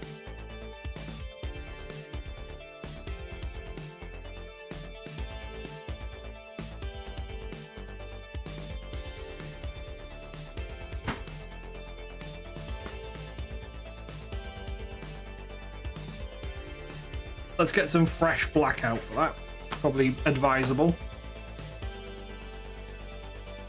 Well, I think it's got a masculine skull. Well, We all look the same when we're a decrepified 1,000-year-old mummy. So, mummified giant.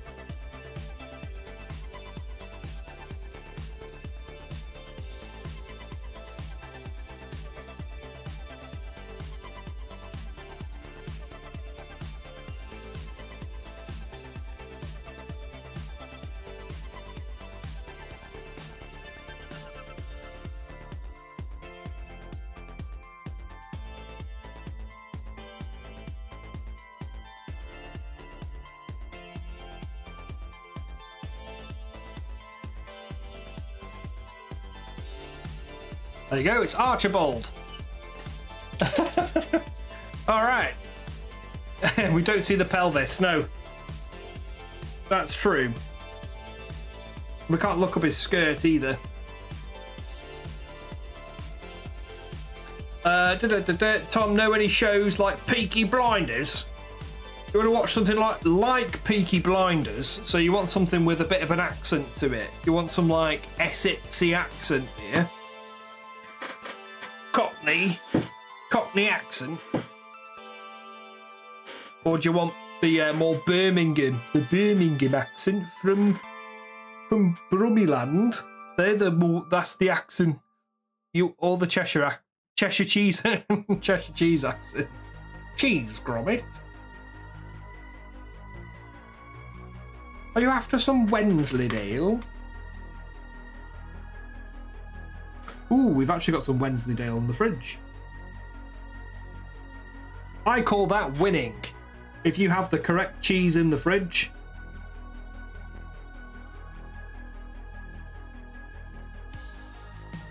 I also have some chili baby back ribs. Wife made some chili last night, so we had tacos, which means we have more tacos and chili tonight, which is a win.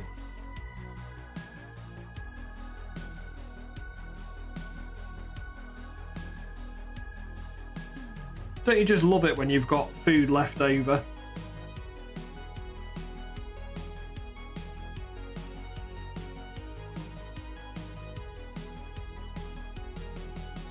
And you don't have to cook. I'm sorry, as a Frenchman, I would very much like you to find what you mean by correct cheese. As in, when you fancy a particular cheese, that is the correct cheese. If I fancy a little bit of Wensleydale on a cracker, that's what I'm going to go for, my friend. I ain't going for no Gruyere or a French cheese. I actually don't really know any names of French cheese. We have baby bells in this country.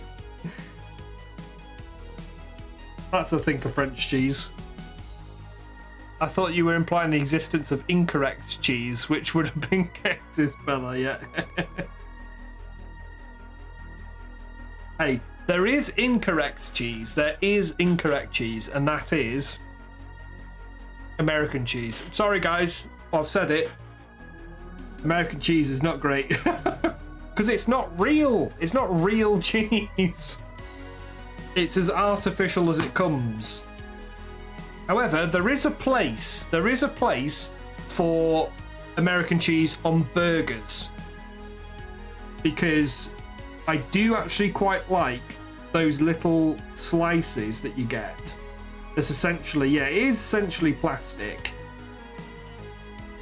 On burgers, they're actually quite tasty.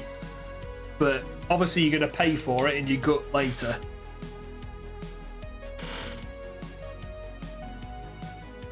What do you think, chat? What's your favourite cheese in chat? What's your favourite cheese? Don't be shy.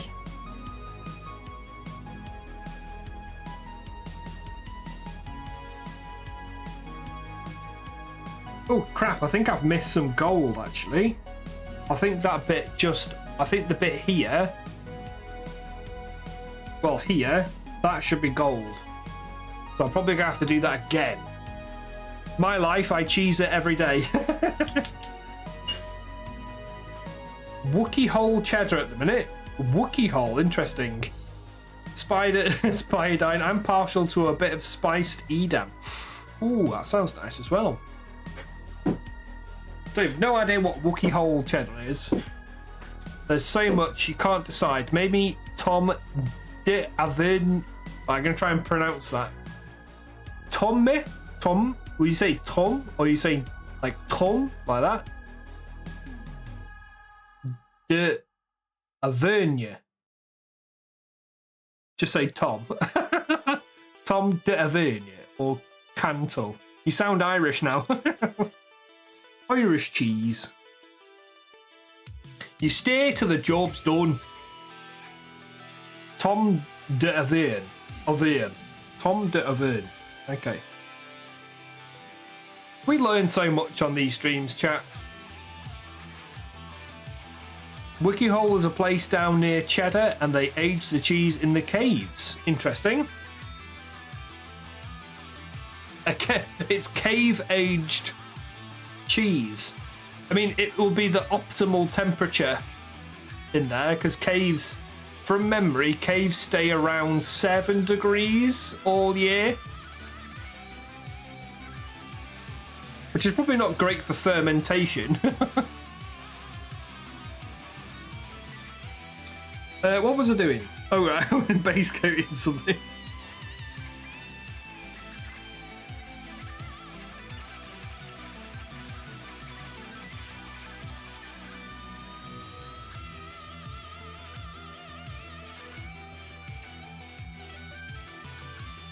Quite a nice bit of guitar on this track.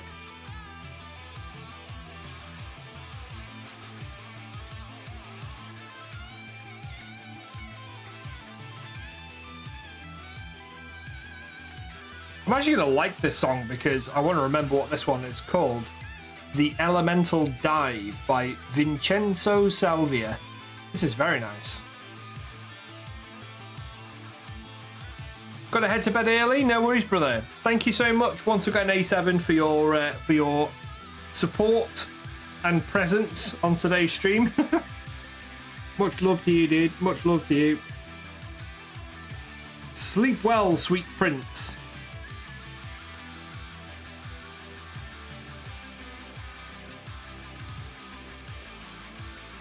Tell you what I've become quite a fan of recently is having what I'm calling a sleepy tea before bed. Has anybody else had one of those or do those? It's like chamomile tea.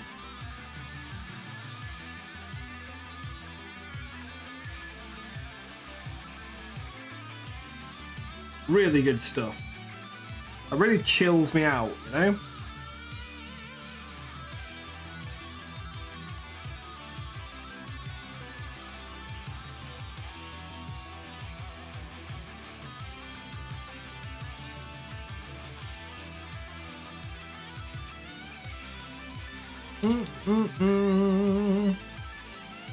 I saw a video this morning.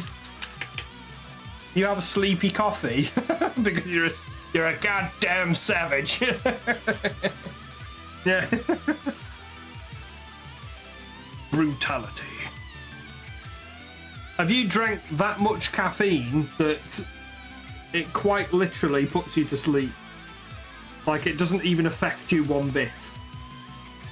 Or do you have like a decaf?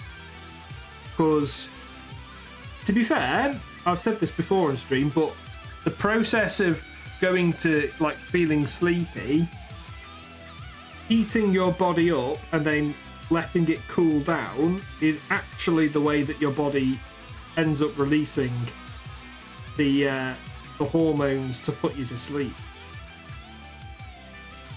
So having a hot drink, as long as it's not got any sugar or caffeine in it really, is going to help you sleep. It doesn't put me to sleep anymore, but it doesn't affect you that much anymore. Yeah. Mate, it sounds like you need to go on one of those...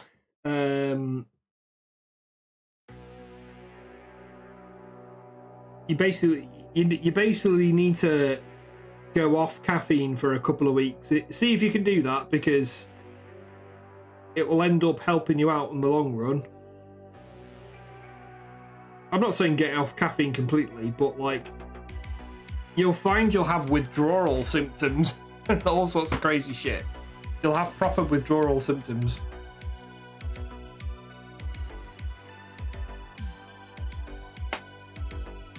But you'll find that you'll start sleeping better and things like that. It's called a there we go. It's a caffeine break. People have been doing it like caffeine breaks. Same as like having a break from drinking. I would much rather die, thank you. Not accepting the challenge. It is a challenge. It really is a challenge. I managed to go 1 week and that was it.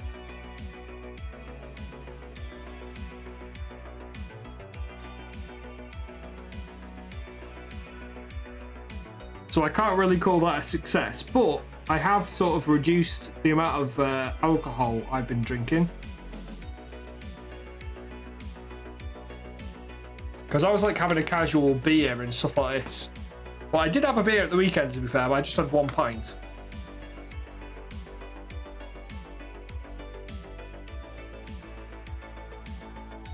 Oh, goodness me. Right, we're running up to 20-4 now, chat.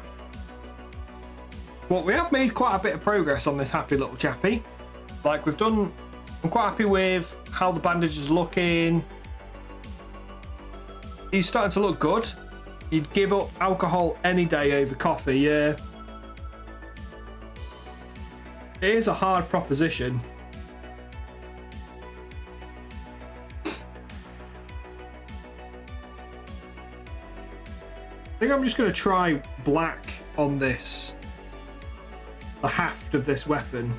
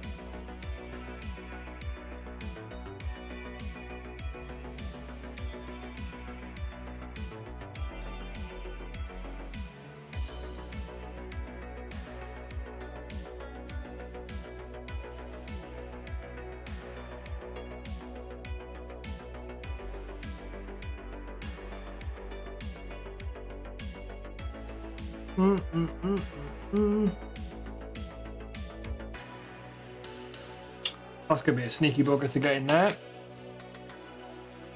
Let's get a smaller brush.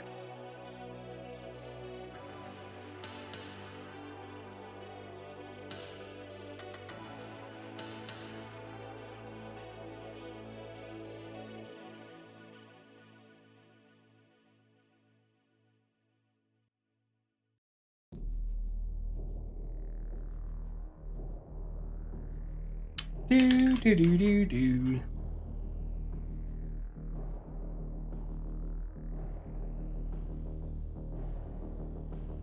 All right, yeah, we're just again. I didn't paint the black on before I did anything else.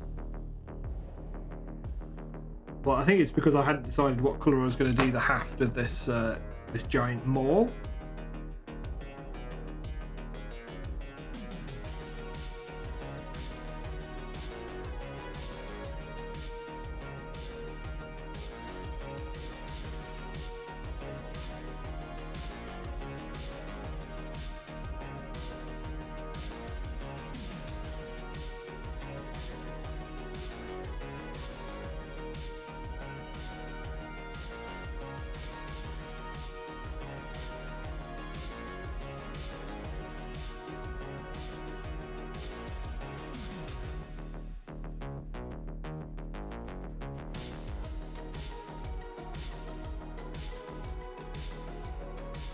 There. Trying to spot where it is in amongst the bandages.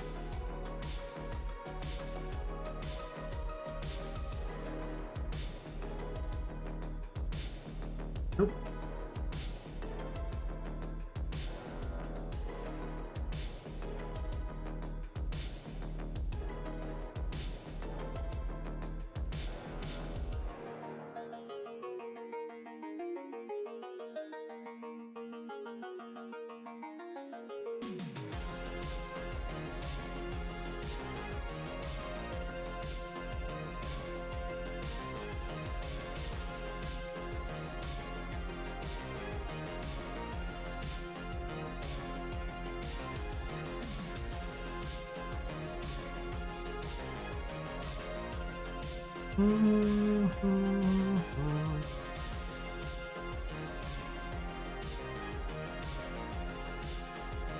I guess this is power hour now, so we're just cracking on.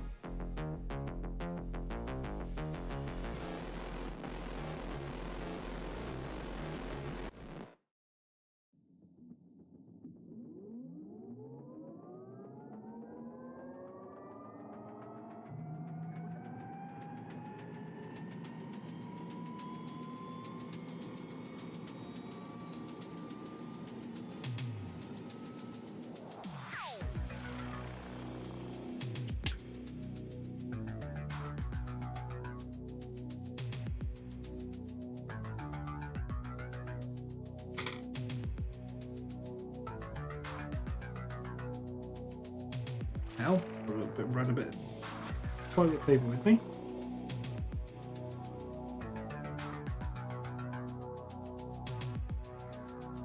Okay. That's looking cool with that the haft in black there.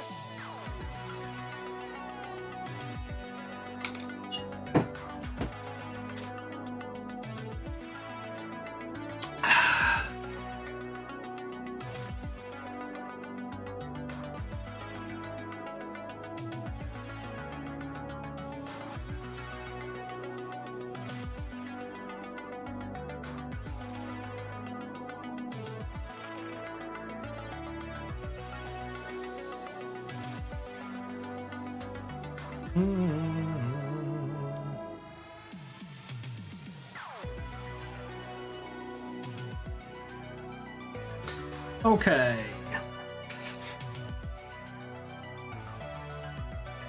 A second layer of that in, I think, in a few areas. Try and be neat.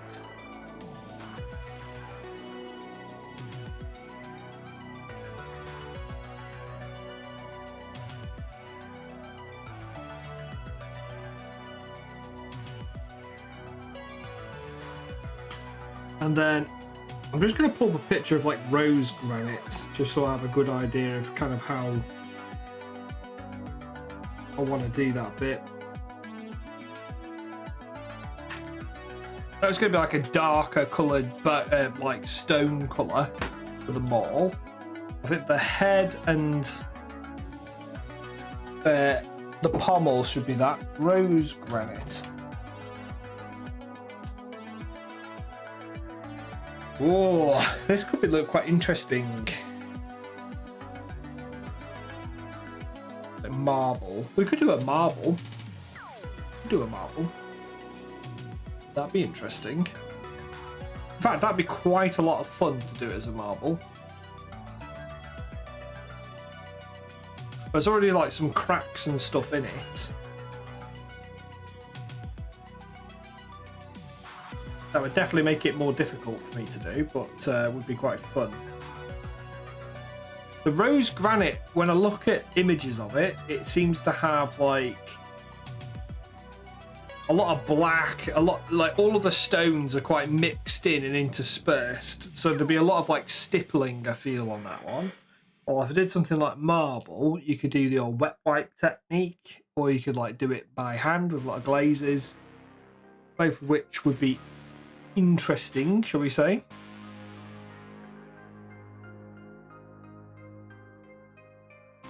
Right, let us just base coat in some of the jade and turquoise now. I think I'm going to do the turquoise first. We're going to start off with a dark turquoise. I'm going to go with, literally it's just called turquoise from Game Colour.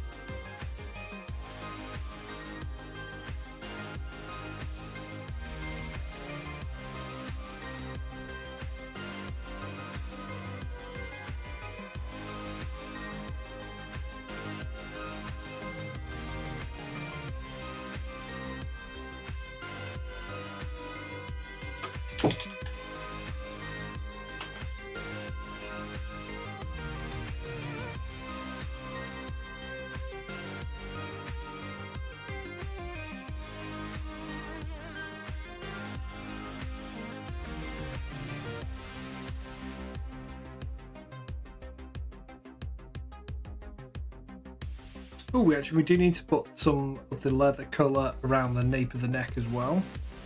So while I'm here, I'll just quickly do that.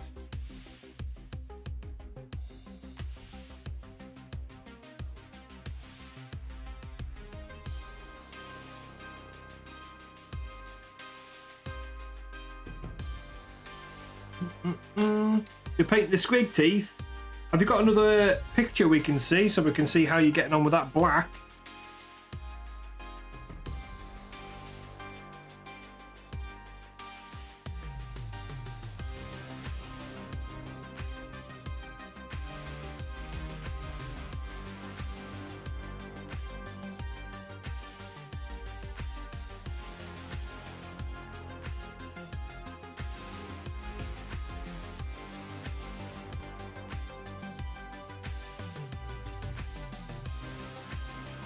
Yeah? Alright, mate. This pleases me. Squig teeth are pleasing. It looks like a really fun model to paint, that dude.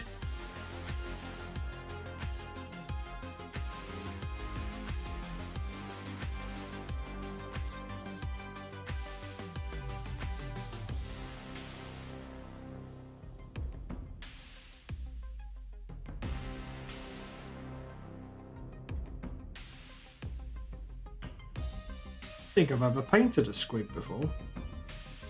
I have been very tempted to start a goblins army because I've got loads of cool 3D files for goblins from the Highlands miniatures sets. Like I printed some like squig hopper riders for a client, and I was like, I really want to do some of these for myself now, but I've got a Team King's army to finish. I'll focus on that. Once that's done, got my Bretonians to do something with. I do really fancy doing like maybe a small goblin army. I've never really done orcs and goblins before, so I think that would be a laugh.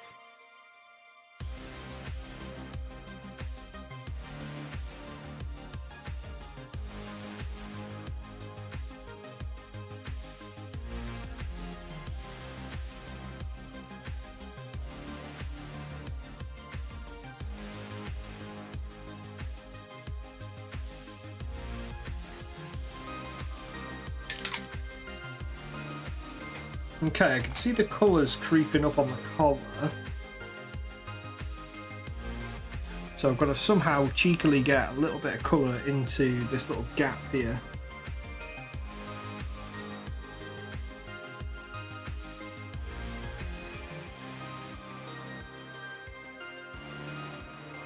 Probably best to do this now without having the gold in play, so maybe things worked out for the best.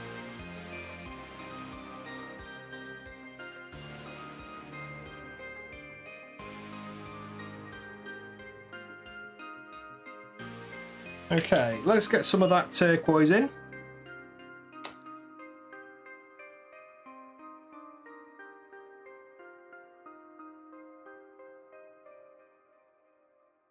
You know what, I didn't do any of the red around the anklet or the armband.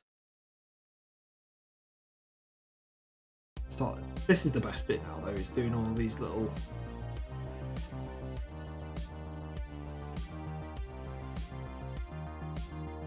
jewellery bits.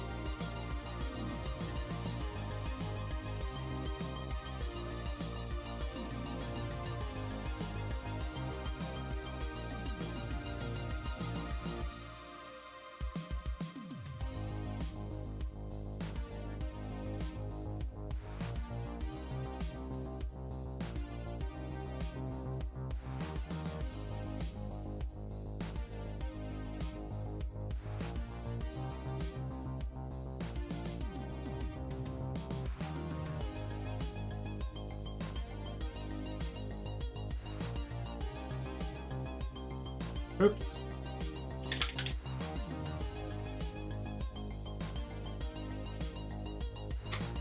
No.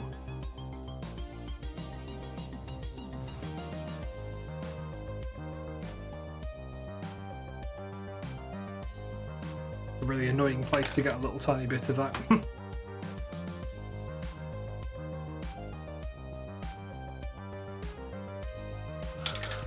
Right.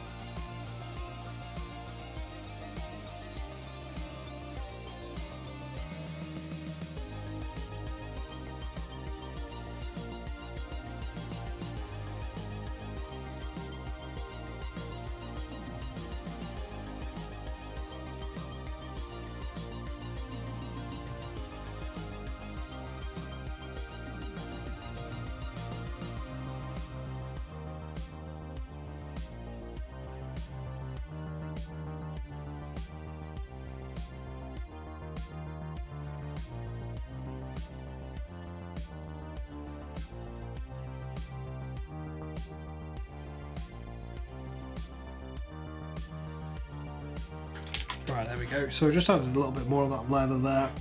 We'll go back around to that top piece as well.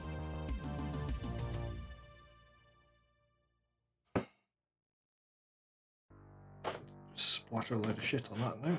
Good.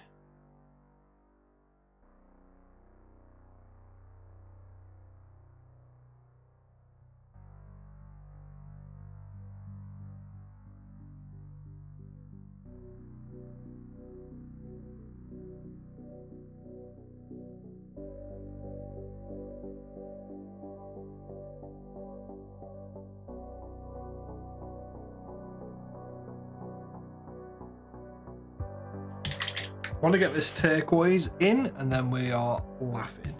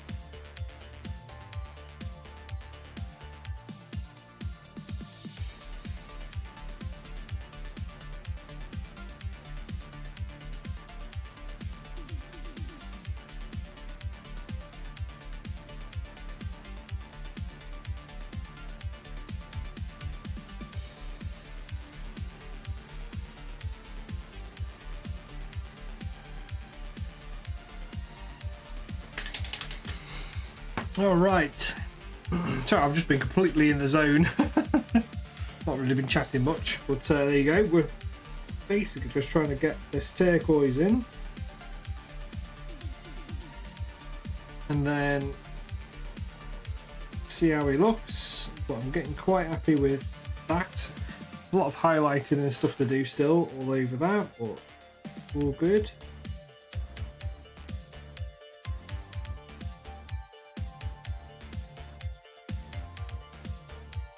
Just trying to be a bit neater so I don't go over the lines too much.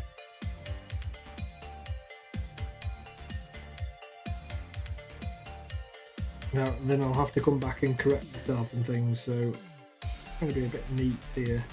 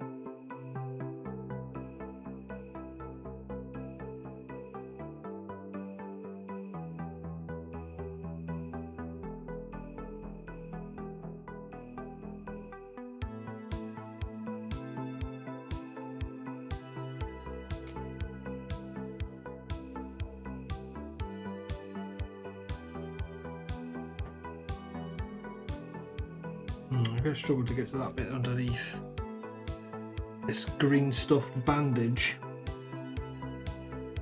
There we go, I've got an angle.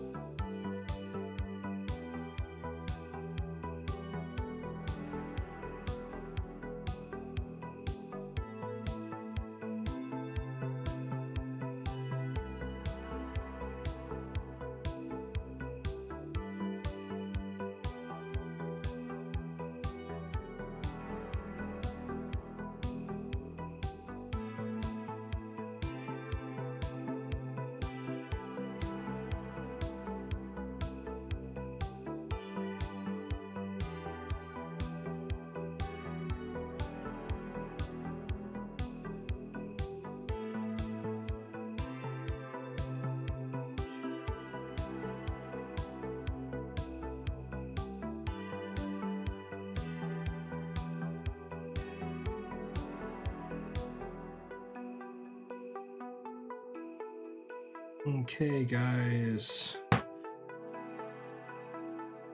Starting to come together now. Really happy with the bandages. Starting to block in these colours nicely. Quite happy with how things are going on that front. This gem here in the centre is going to be a jade.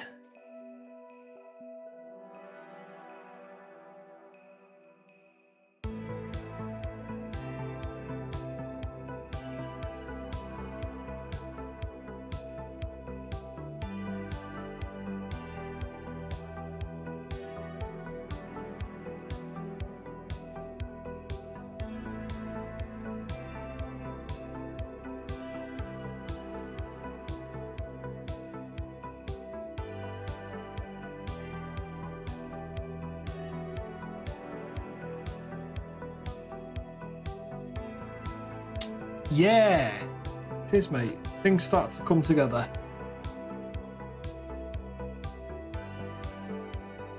Very nice. It's a good. It's a happy feeling, a satisfying feeling. I love it when a plan comes together.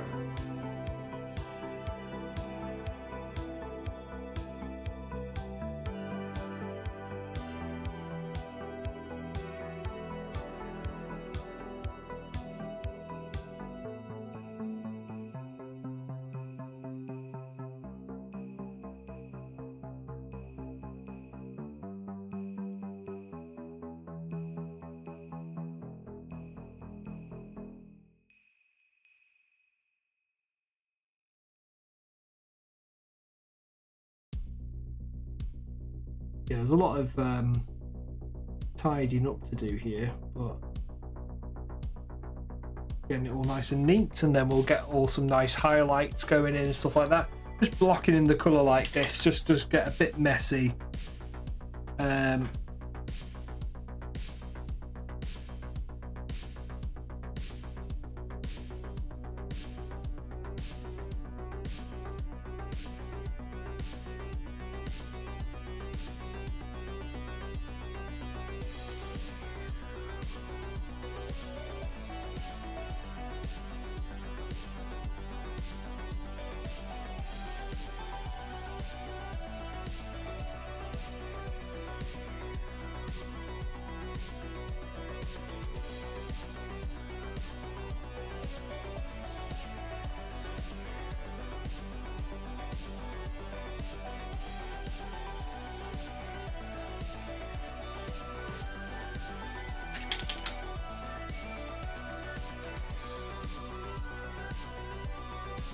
Like blocking this little bit in here with the gold as well.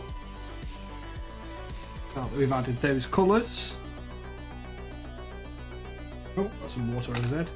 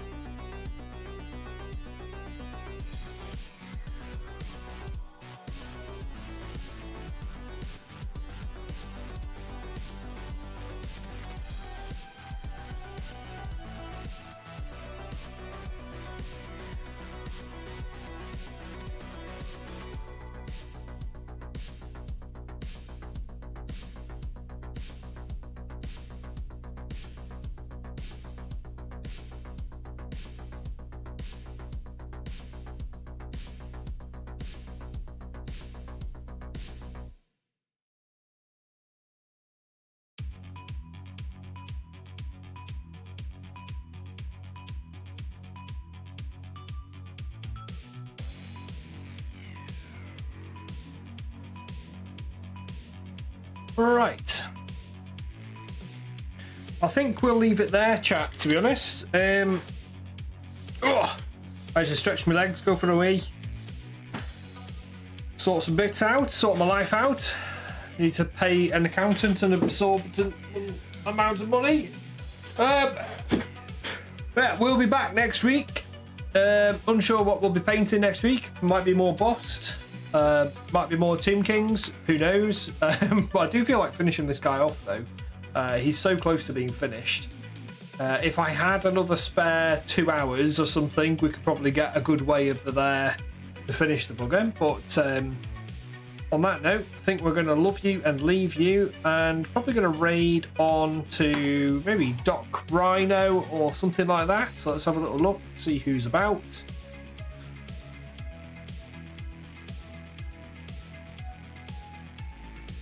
Let's see who's about. Thank you once again, everybody. We've had 2 lovely raids.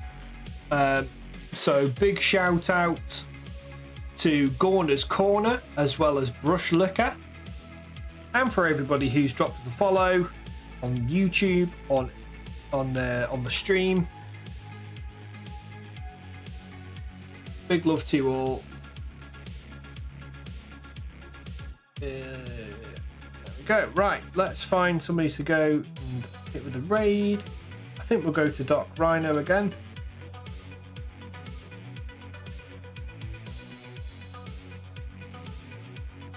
Just seeing if anybody else that I know.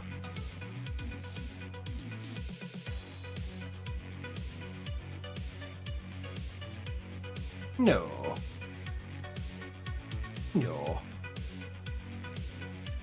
Very much enjoyed watching you paint and catching a total fuck all of Pokemons. Have a good one, fella. Cheers to you both. Lots of love. I'll message you about next week to try and get some time to record a podcast. But big love to you all. Hopefully I'll catch you next week. And jump on the raid wagon and go and say hi to Dr. Rhino. He's an absolute gem.